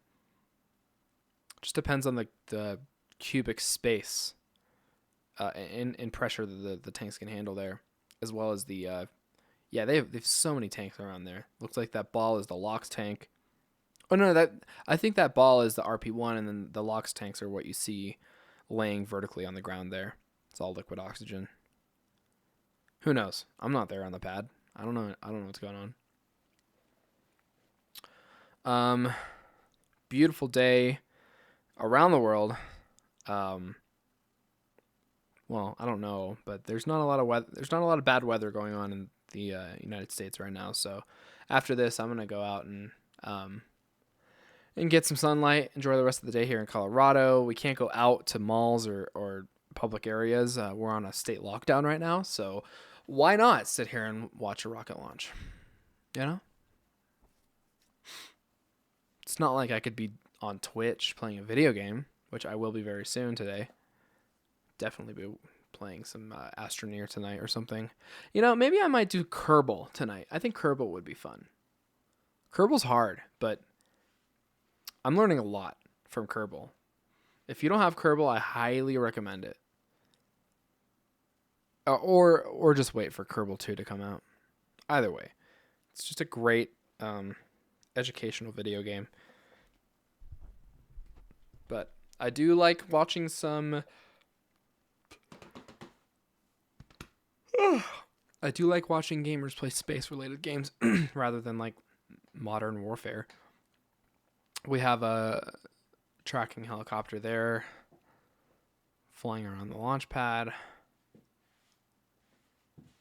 How cool would it be in the future if like we have rockets like loading up on the launch pad and someone could just fly a helicopter up to it and do some maintenance and then fly away? Or like, oh, no.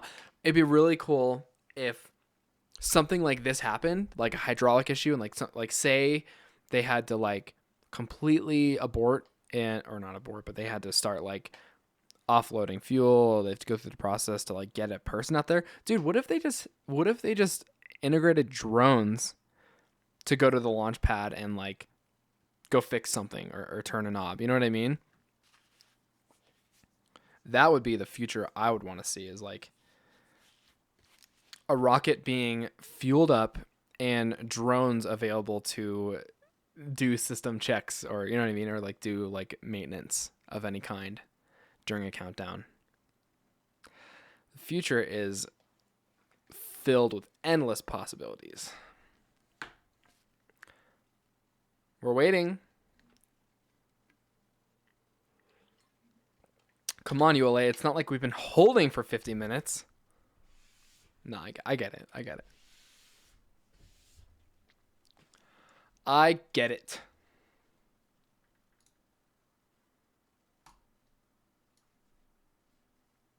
Here's my chat. Oh, wait, hold on. You guys aren't even seeing my desktop. Here's my chat so far. Isn't that beautiful? Oh, wait, no, it's not because nobody's commenting. I'm a dick sometimes. I'm sorry. All right.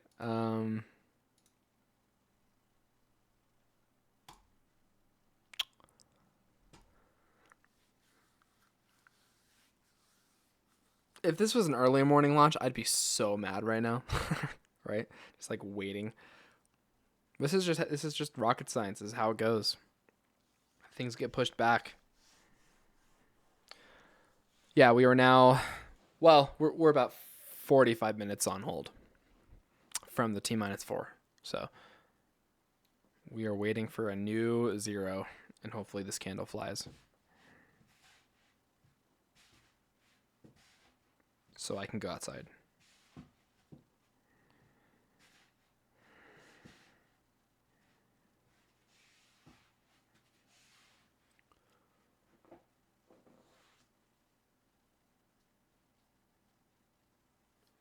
LC, this is LD on channel 1. Go LD. Yes, sir. Please perform the contingency adjust load for copper 60, step 170. Roger.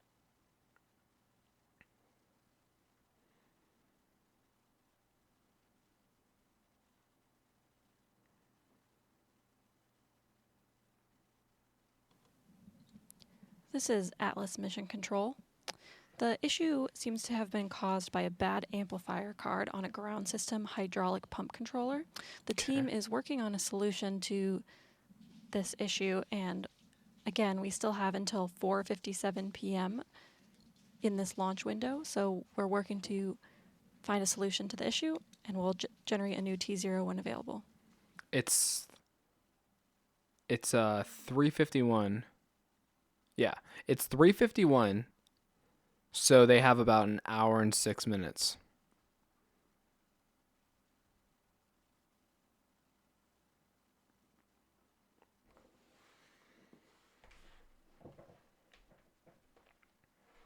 I'm going to go get another coffee here. You guys just hold up, okay? You one person who's watching, you can just hold on. I'll be right back.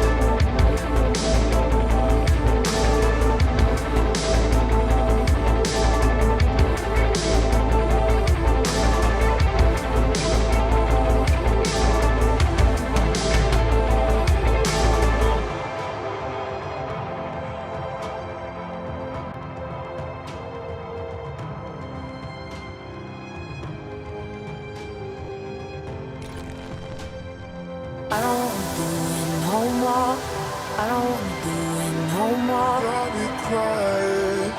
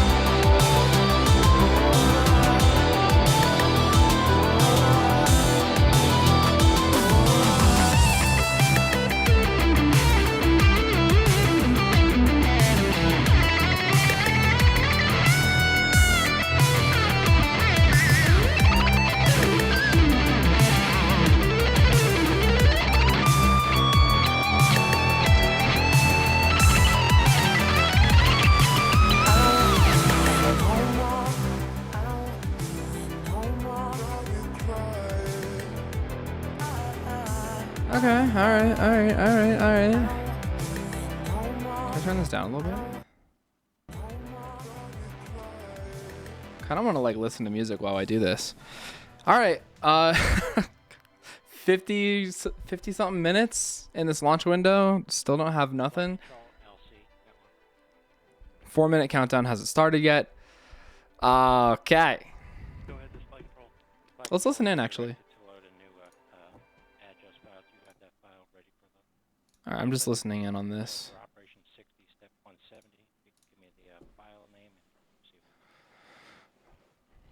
They are troubleshooting a amplifier issue. Tony Bruno just posted on Twitter there's an amp issue and people are sharing him pictures of guitar amps. That's the world we live in. Yeah, it's adjust_AV086_06.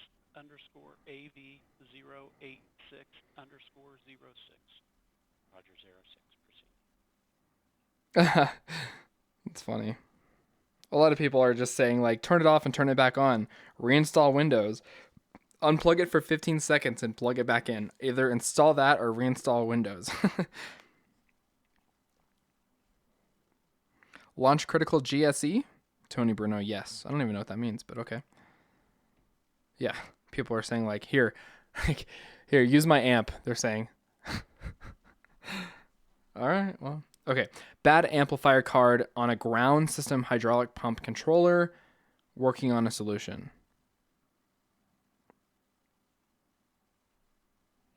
All right, well. Hydraulic pump controller on what? The rocket? Or on a ground... I guess, I don't know. There's just so many system checks in place to make this work, so...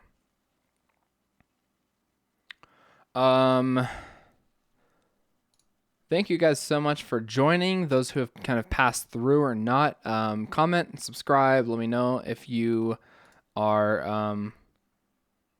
Yeah, there's some people watching this stream too from home. It's pretty cool. Let me know if you are where you're from.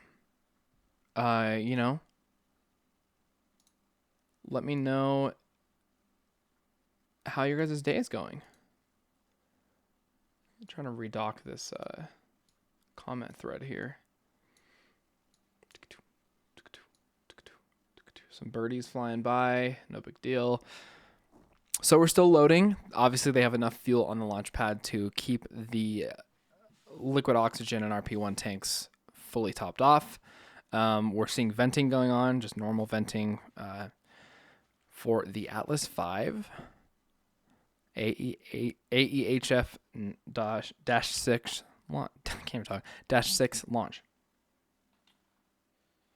PewDiePie's posting videos on YouTube every hour. I don't understand how he does it. You know what I figured out? I think I have a solution to this whole YouTube thing. YouTubers who get millions of views and are posting videos at least once or twice a week, it's obvious that they're not in this alone. I'm learning this as I go. It's obvious that YouTubers are not in this alone. Hold on. There's a team of editors. Shut up. There's like a team of developers, I believe, that help out YouTubers in a sense. And they do their editing for them. And people like me and other up-and-coming YouTubers, they have to do it themselves. And I hats off to those who edit videos on their own, come up with their own scripts, do all their content, make all their merch. It's a lot of hard work, and I'm learning that kind of the hard way right now. But people like PewDiePie, man, that's crazy that they're just like pumping out videos. And I just had that realization the other night, like, oh yeah, he's got a team of editors. Like, no shit, his videos are coming out so quickly and so like crazily edited. Like meme review for me, like space meme review takes hours to edit. Not only that, it takes me like an hour and a half to film the thing, and I'm doing everything kind of like, I don't have a script going into any of these videos that I do. I just kind of talk, and I just go based on what I know.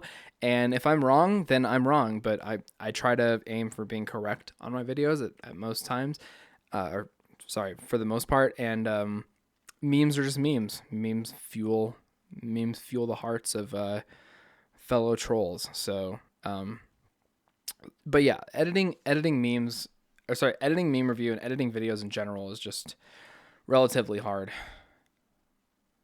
but doable.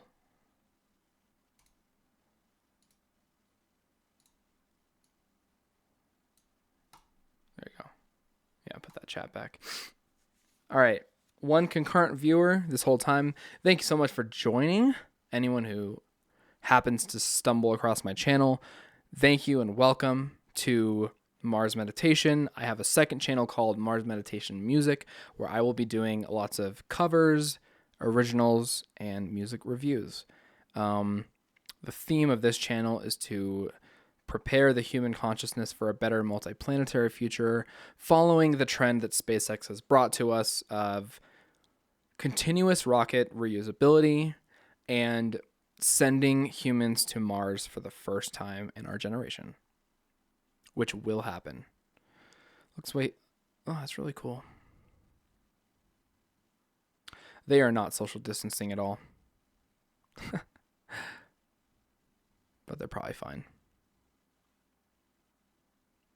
Look, they're waiting and they're being just as impatient as we are, you know? They're just sitting there doing what they can, you know? Working hard though. So that's Mission Control in Denver, I believe. That is Denver, Colorado Mission Control. They're just kind of sitting there waiting for systems checks to finish and to troubleshoot this issue going on, because they're just everyone's just hanging out at this point, waiting for a rocket to go. I realize this is the most enraged live stream I've done. I will live stream ULA rocket launches in the future, but this is kind of ridiculous.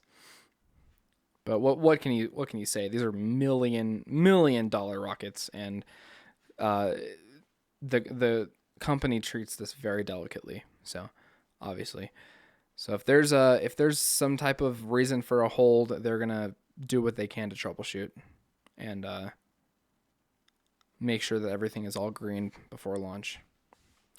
Because this is a very important launch. This is a United States Space Force satellite.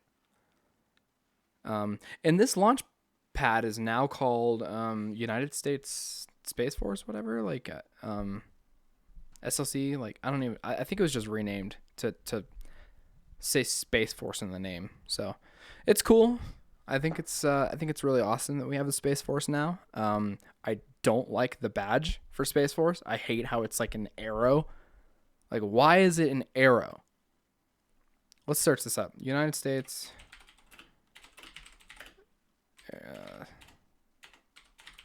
I can't even type today. Yeah, like, what is this? It looks, yeah, it looks like the, this looks like a Star Trek logo.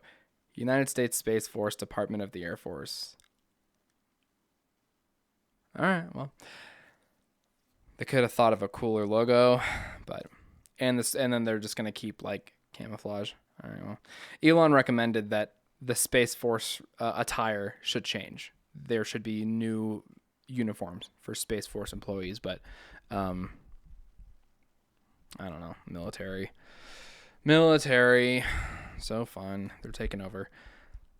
Yeah, I just don't like that logo at all. It's so lame. Like, I can make this in Photoshop in 5 minutes. That's how lame it is. Well, my thumbnails of this video was made in 5 minutes. Still.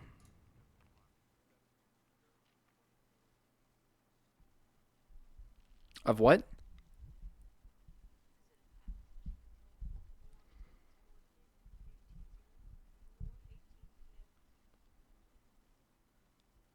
Eight minutes.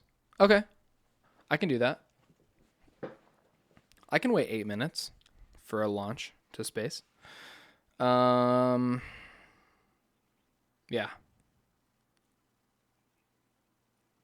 Cool. Let's do this.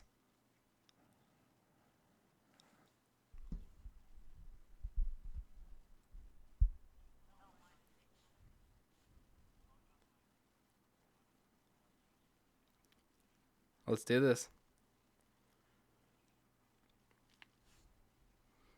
Been live for 2 hours on my channel. Rocket should have launched about an hour ago. But it looks like we are green. They troubleshooted the issue with the hydraulic pump. Amplifier.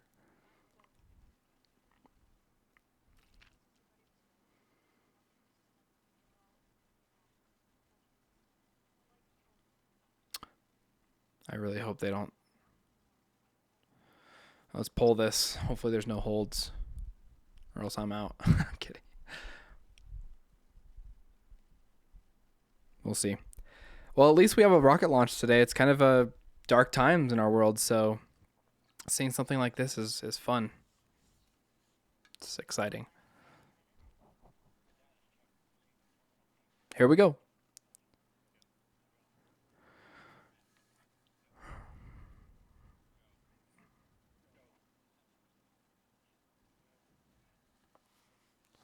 All right, everybody's prepping.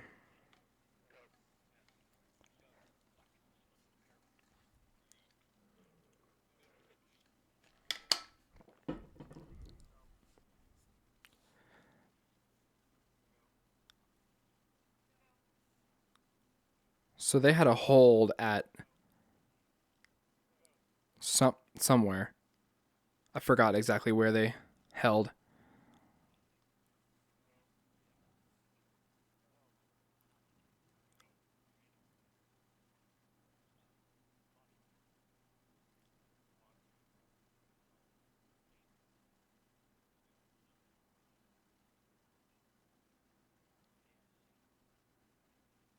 Did you guys see that little fish in the water there? Look at this little. Hold on. Follow my mouse. Hold on. It's funny. I don't know if it was a bird or a fish. Look at this thing come up. Is that a fish or a bird? It just dips back in the ocean. Okay, where did they hold? Let's see where they did.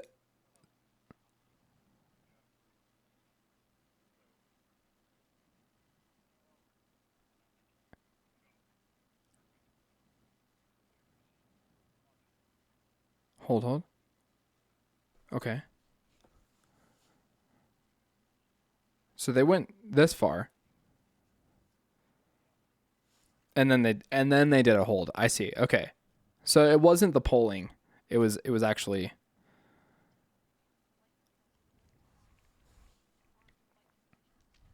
All right. I'm having fun.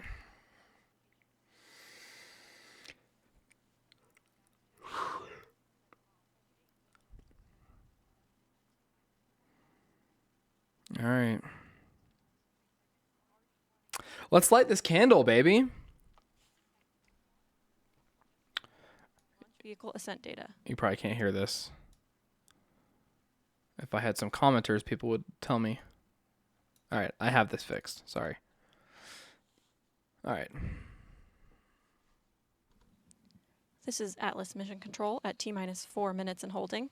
We anticipate releasing the hold in just a few moments. All right. T-minus 4 minutes and counting. Go. Come on. 3, 2, 1, mark. Systems. Mark. Finally! It's crazy. All right. Pyro's enabled. Cool, man. We're doing it. That was a long hold. Man. I wonder if they reinstalled Windows. Is that what they had to do?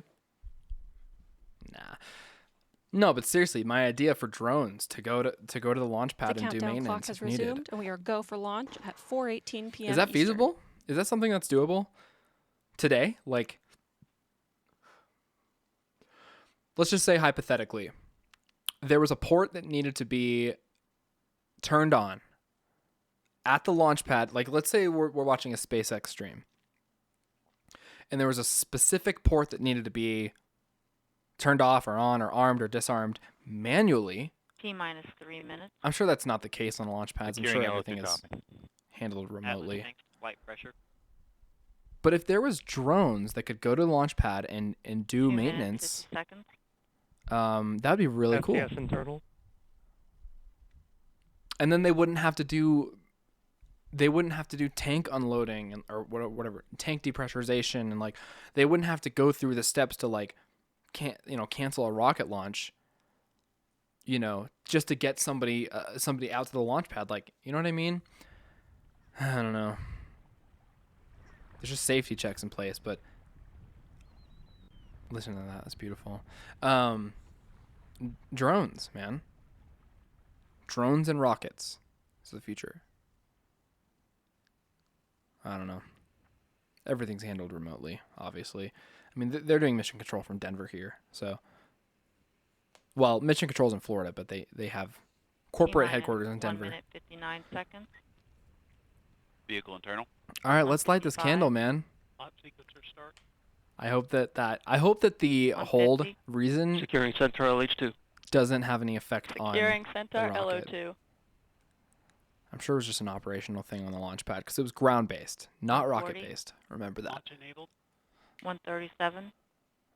Not sure. Hydraulic. Yeah, I just don't know, like, FPS armed. what they had to fix. I don't know what that T-minus means. 90 seconds. The launch vehicle, payload, ground systems, and Maybe we'll get eastern an range explanation are from go for Tori. launch. In the future. T-minus 1 minute, 20 seconds. All right. Cool. We have 1 minute to go. SCS count start. 150. Go, baby, go. Reduce CCS for launch. Roger. Bad amplifier card 110. on a ground system hydraulic pump Yep, controller. no, Working lock. on a solution.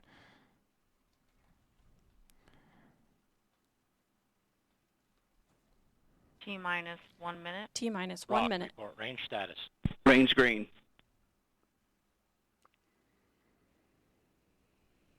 All right.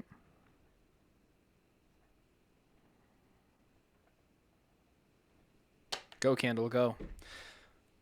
I was the first T-minus comment 40 on seconds. Tony's recent Table at tweet. 3. I said, go, Candle, go. Just, what? He's going to be like, who the hell are you, Mars Meditation? Commenting on my Twitter. T-minus 28 I'm seconds. Bradley. ECS reduced for launch. Roger. 25 seconds. Status check. Go Atlas. Go Centaur. Go AEHF-6.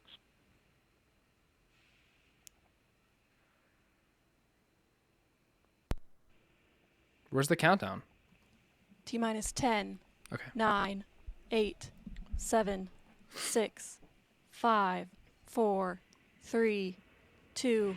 We have ignition Okay. and liftoff of the United Launch Alliance Look at Atlas that thing V go. rocket. with What a AEHF-6 on beast. the first mission for the United States Space Force. Do you see those cloud plumes? Or steam plumes, I should say. Passing 15 seconds. Holy moly, that thing flew off the pad. The RD-180 is throttling down to They do a 67% roll. thrust as expected. Engine response looks good. RD-180 is throttle down Passing 30 for max seconds Q. into flight. 35 seconds into flight. What's sticking out of the side? Do you guys see that? Engine operating parameters look nominal. Or is that just a... whatever. Passing 45 seconds into flight. Passing through max Q, maximum dynamic pressure. The RD-180 That was quick. is throttling back up to 94% as expected. Engine response looks good. Look at that thing go. Coming up on 1 minute into flight. SRB chamber Bam! pressure It just time. flies Vehicle off the is, pad. 10 miles in altitude, 6 miles downrange, traveling at 2,300 miles per hour. Damn. Dude, I love me some onboard cameras.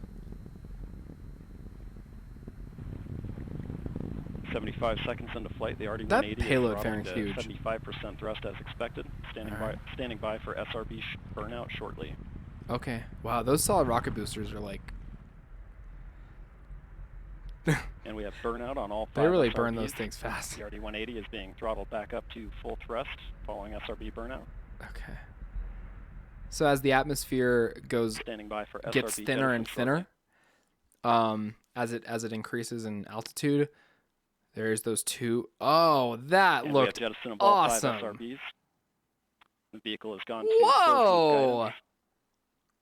You see that the flare of the rocket engine starts to darken and widen. See that? Passing 2 minutes into flight, the RD-180 Because there's pump speed and no fuel injector pressure pressures remain in the nominal. air, so it just PU continues what it to looks drive like in mass error space. towards 0. The Dude, vehicle is now that was 40 so miles in cool. altitude, 56 miles downrange, traveling at 5,000 miles per hour. Okay. So in the time that it lifted off and now, well, it's probably higher now, but 56 miles, 5,000 miles an hour. 5,000 miles an hour? Coming up on 2.5 minutes into flight. No, Approximately bro, 2 this minutes left CGI, of the man. vehicle. Hey, man. Look at this. Go to Florida yourself and watch a rocket launch. Anyone who says rocket launches are CGI, go to Florida and watch one yourself. And the RD-180 is now throttling to maintain. I'm telling you, it's unreal how quickly it gets up into space. And the Centaur reaction control Seconds, system is now and it's pressurizing gone. to flight levels. Yeah, I'm very lit up today. I need to relax. RD-180s, Vehicle full body thrust. rates remain nominal at this point in flight, and PU continues to operate nominally as well. We don't have Miko yet. We And the had vehicle is now Seco. 65 miles in altitude, 140 miles downrange, traveling at 7,500 miles per hour. I love how those 5 by for payload solid fairing rocket booster boosters are shortly. jettisoned, and then they're just like, they just fly for 2 minutes, and then they go into the ocean. And we have good indication of Fairing. payload fairing jettison. Wow. And we have Centaur forward load reactor deck jettison. Okay. Pico is in approximately 1 minute. And the RD-180 is throttling back up to 95% thrust as expected. Engine 95%. response continues to look good. Everything's looking cool. Looking good. It's weird to see those, because those fairings are very, relatively thin sheets of metal. So when they're jettisoned, it's just kind And of the crazy to RD-180 watch is now them, throttling to maintain a constant you know what I mean? Like kind of 4.6 G flop acceleration in the limit. sky based on the force that it took to And we have separate them beginning out. of the boost phase chill down on the RL-10 to thermally condition the second stage engine for And they're just operation. going to burn up in the atmosphere, so Standing by for Pico shortly. why can't they reuse fairings? It can't be that hard. You know what I mean? We have the end of boost phase chill down. All right, so the second stage is going to come out of that funnel-looking thing. And we have Pico booster engine cutoff. Okay. And we have good Atlas Centaur separation. We have Oh, indication and of pre-start on the they RL-10. fire engines the other way. I don't. Hold on a minute. So right Standing on by for MES 1. And we have ignition on the RL-10. Verified. Yeah, so there's some for new little T0, engines like 018. right over here in it. They fire the opposite direction to push the booster away from the second stage. As today's mission marks the flight of the 500th production RL-10 engine. All right, so we're looking at the numbers here. 700 kilometers downrange from the launch pad. This is Atlas Mission Control at T Going plus 5.8 5 minutes, kilometers 9 per second. seconds. Jesse Gonzalez just confirmed the successful completion of the early phase of today's flight. It looks and like they're all climbing a systems continue kilometer to a operate minute or nominally. a second here. The mission is currently in the first of 3 Centaur engine burns. Our next event, every couple of Centaur main seconds. engine cutoff, will occur in approximately 6 minutes. Flying at an azimuth of 95 Earlier degrees. this week, I had the opportunity to hear from General J.T. Thompson regarding the tireless work his team puts into getting national security missions in space. Let's take a look at what he had to say. General Thompson, thank you so much for... Let's just mute that. So, hey, that's the same guy that interviewed Elon Musk. That's so funny. Let's actually listen to this. Of an advanced, extremely high-frequency satellite, AEHF-6.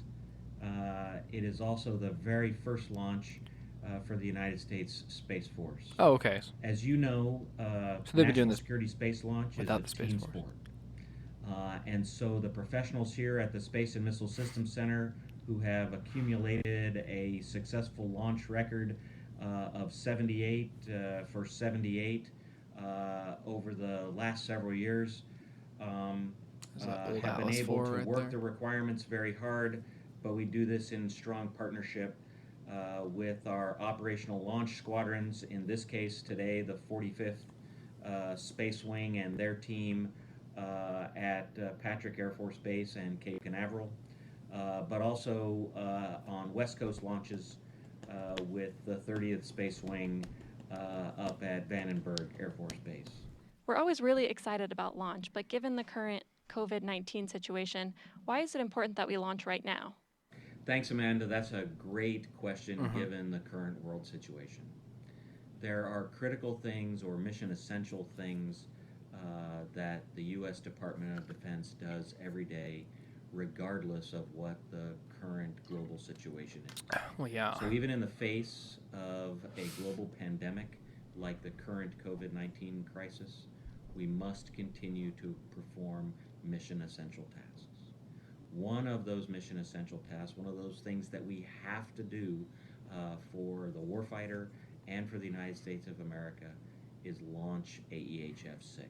Yeah. It is designated mission essential, and it's because the AEHF constellation supports the President of the United States, other national leaders, and the joint forces with critical strategic communications around the planet. And this particular launch extends that capability out into the time frame beyond 2030. Obviously, the health and safety of our workforce is really, really critical part of that. And so while we were conducting this mission essential or critical task of this AEHF-6 launch, we've taken every precaution to ensure our workforce is safe. What are some of the partners that utilize and help to operate this constellation? Just like I said earlier with regard to launch being a team sport. This is pre-recorded. This is not live. Partnerships are really effective. It just feels fake. In this endeavor.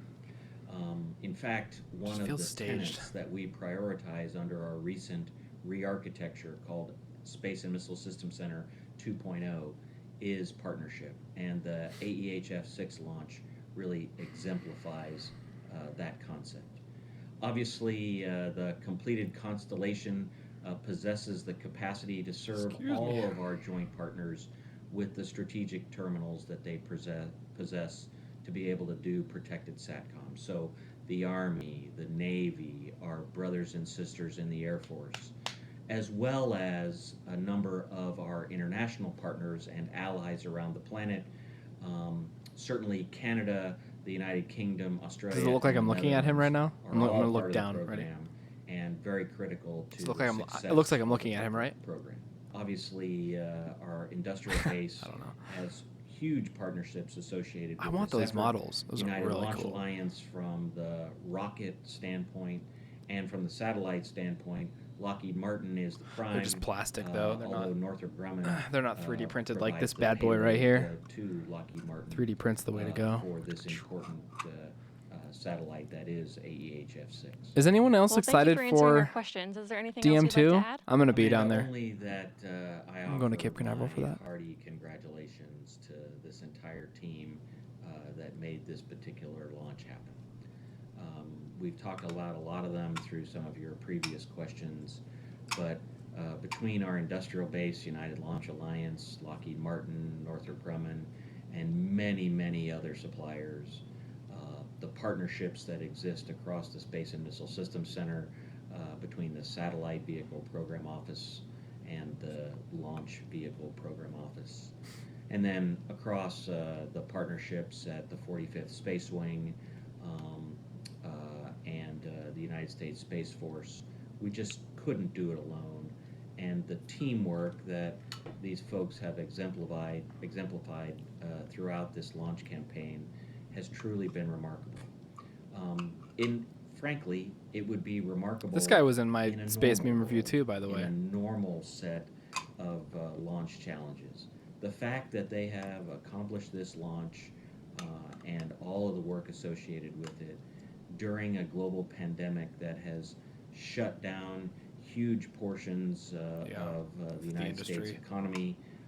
And many, many cities and states across the nation, I think really demonstrates that when things are at their worst, your Department of Defense and your United States Space Force are at their best. Thank you so much for joining us today.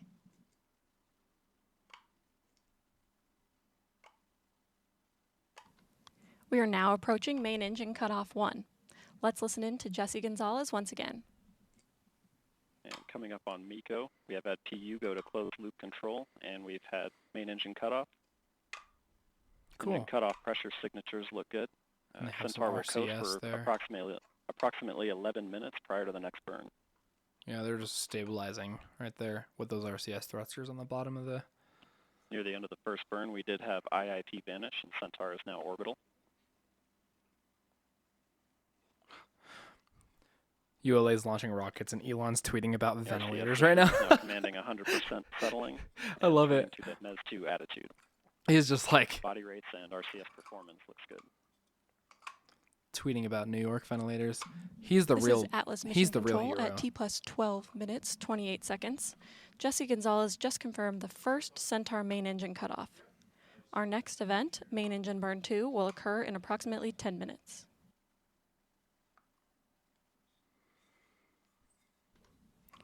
Recently, I sat down with ULA's Julie Chittenden to discuss how thermal aspects play a role in a rocket launch and in AEHF-6 in particular. Let's take a look at our conversation. So I'm here with Julie Chittenden, and she is a thermal engineer. So Julie, can you talk a little bit about what that means and what you do? Well, in space, it's really hostile. So as a thermal engineer, what I do is I look at all the components of the rocket and make sure they don't get too hot or too cold to function. And what's really cool is that as a thermal analyst, I get to look at the entire rocket, not just one component. So what are some of the things we do with every rocket to mitigate the thermal impacts? Yeah, so there are several things that we do with every rocket. One is surface coatings. It's kind of like when you have a white car and a black car outside, you can walk up to them and tell that the black car is hotter than the white car. So if there are things that are going to get too hot, we may paint them white or use some other kind of surface coating that will keep it in a certain temperature range. Other things that we can do, add insulation. We've all seen the lunar lander, and it has that gold foil part to it. That's actually insulation, and it's a really lightweight. So we use something similar to that we can cover components with or other items just to make sure that they stay within a temperature balance. A lot of our missions have a relatively short time frame between liftoff and spacecraft separation, but for this launch, the Atlas V rocket is taking the AEHF-6 satellite to a geosynchronous transfer orbit, and that's almost 6 hours from liftoff till separation. So what are some of the thermal considerations for these particularly long duration missions? When you're in space longer, you have a much higher chance of getting too hot or too cold. So there are certain things that we can do to help mitigate that. Based on what side of the Earth you're on. One is if a component's getting too cold, we might put a heater on it to keep it warm during the mission. The other thing that we can do is do more passive thermal mitigations. So one thing that we do is we use what we call a barbecue roll. It's kind of like rotisserie chicken. So that's what we're doing with our stage or our vehicle, is that we'll start a roll so that one side doesn't get really, really hot because the other side will get really, really cold, and everything will be kind of out of bounds. So this way we get nice even heating and nothing gets super hot or super cold. Makes sense. So do any of those launch considerations go into the actual time that we're able to launch at? There are times where when we're looking at thermal considerations, we may say, you know, hang on, we're in shadow like a really long time and we're getting really cold. So we might not want to launch at this day or time. What happens when we have a decal or we paint a different color somewhere on the vehicle? Yeah, when you see the rocket on the launch pad, you see those really nice decals on our fairing. We do account for that. We do have a white fairing for a reason, because, you know, in Florida it's a little hot. So we like to keep things a little bit cool. But yes, we do account for those dark decals as part of our analysis. Weird. And if there were Makes any sense, though. significant changes, we'd have to go back and double check and make sure that we're okay. So you mentioned that you look at the different amounts of time that you're going to spend in the sun versus the shadow on orbit. How does that go into affecting the actual performance of the vehicle? Yeah, if you are in the sun for a really long time, you're pumping heat into our tanks. So we use cryogenics, which boil off at a very low temperature. So if you're pumping heat into the tank, you're boiling off your fuel. And the less fuel you have, the less time you can burn, which basically decreases the performance of the rocket. So what we do is we see how much heat goes into our tanks. We hand that off to our propulsion analysis, and they determine what that does to our performance of our vehicle. Awesome. Well, thank you so much for talking to me today. It was great having you. Well, thanks. So they're on the other side of the world, away from the sun glare there, and yeah, look at them. They're rolling it right now like a chicken. That's so funny. I never really considered that they'd... That makes a lot of sense, actually, though. For the rocket as a whole... If you follow ULA on Twitter, They, you may have seen recently we reached out to ask, what questions do balance you the have heat. for rocket scientists? You asked and we answered. Here are some of the best submissions that we received. So our first Twitter question is, what makes the AEHF-6 launch special? Every launch is special, but this launch has 3 specific historical aspects to it. So first, this is our first national security launch for the U.S. Space Force. Second, this is the 6th and the final satellite in the AEHF-6 constellation, the secure military communications constellation. Cool. It looks like it's up. They did cut off. They're going to do manage and start 2, cut off 2, and then they're going to separate in like 6 hours. So this was a lot of fun, guys. Thanks for joining, if you joined. And for those of you who watch in the future, please subscribe to my channel for future videos. Please like videos that come out as well as videos that are already posted on my channel. Go ahead and follow my Twitch as well as my there's a link in the description for a Discord channel that I've created for Mars Meditation.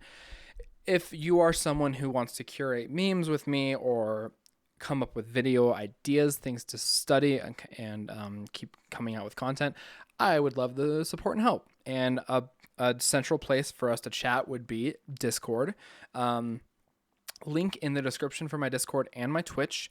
You will see me on my Twitch sometime in the future doing music covers as well as video games like Astroneer and Kerbal Space Program and plenty of others. And that's it for me today. That was quite the long hold, but it looks like we lit that candle and it went up to orbit. So we did it. ULA, you rock. Thanks again for your hard work in the times of the dark times that we're in today. And it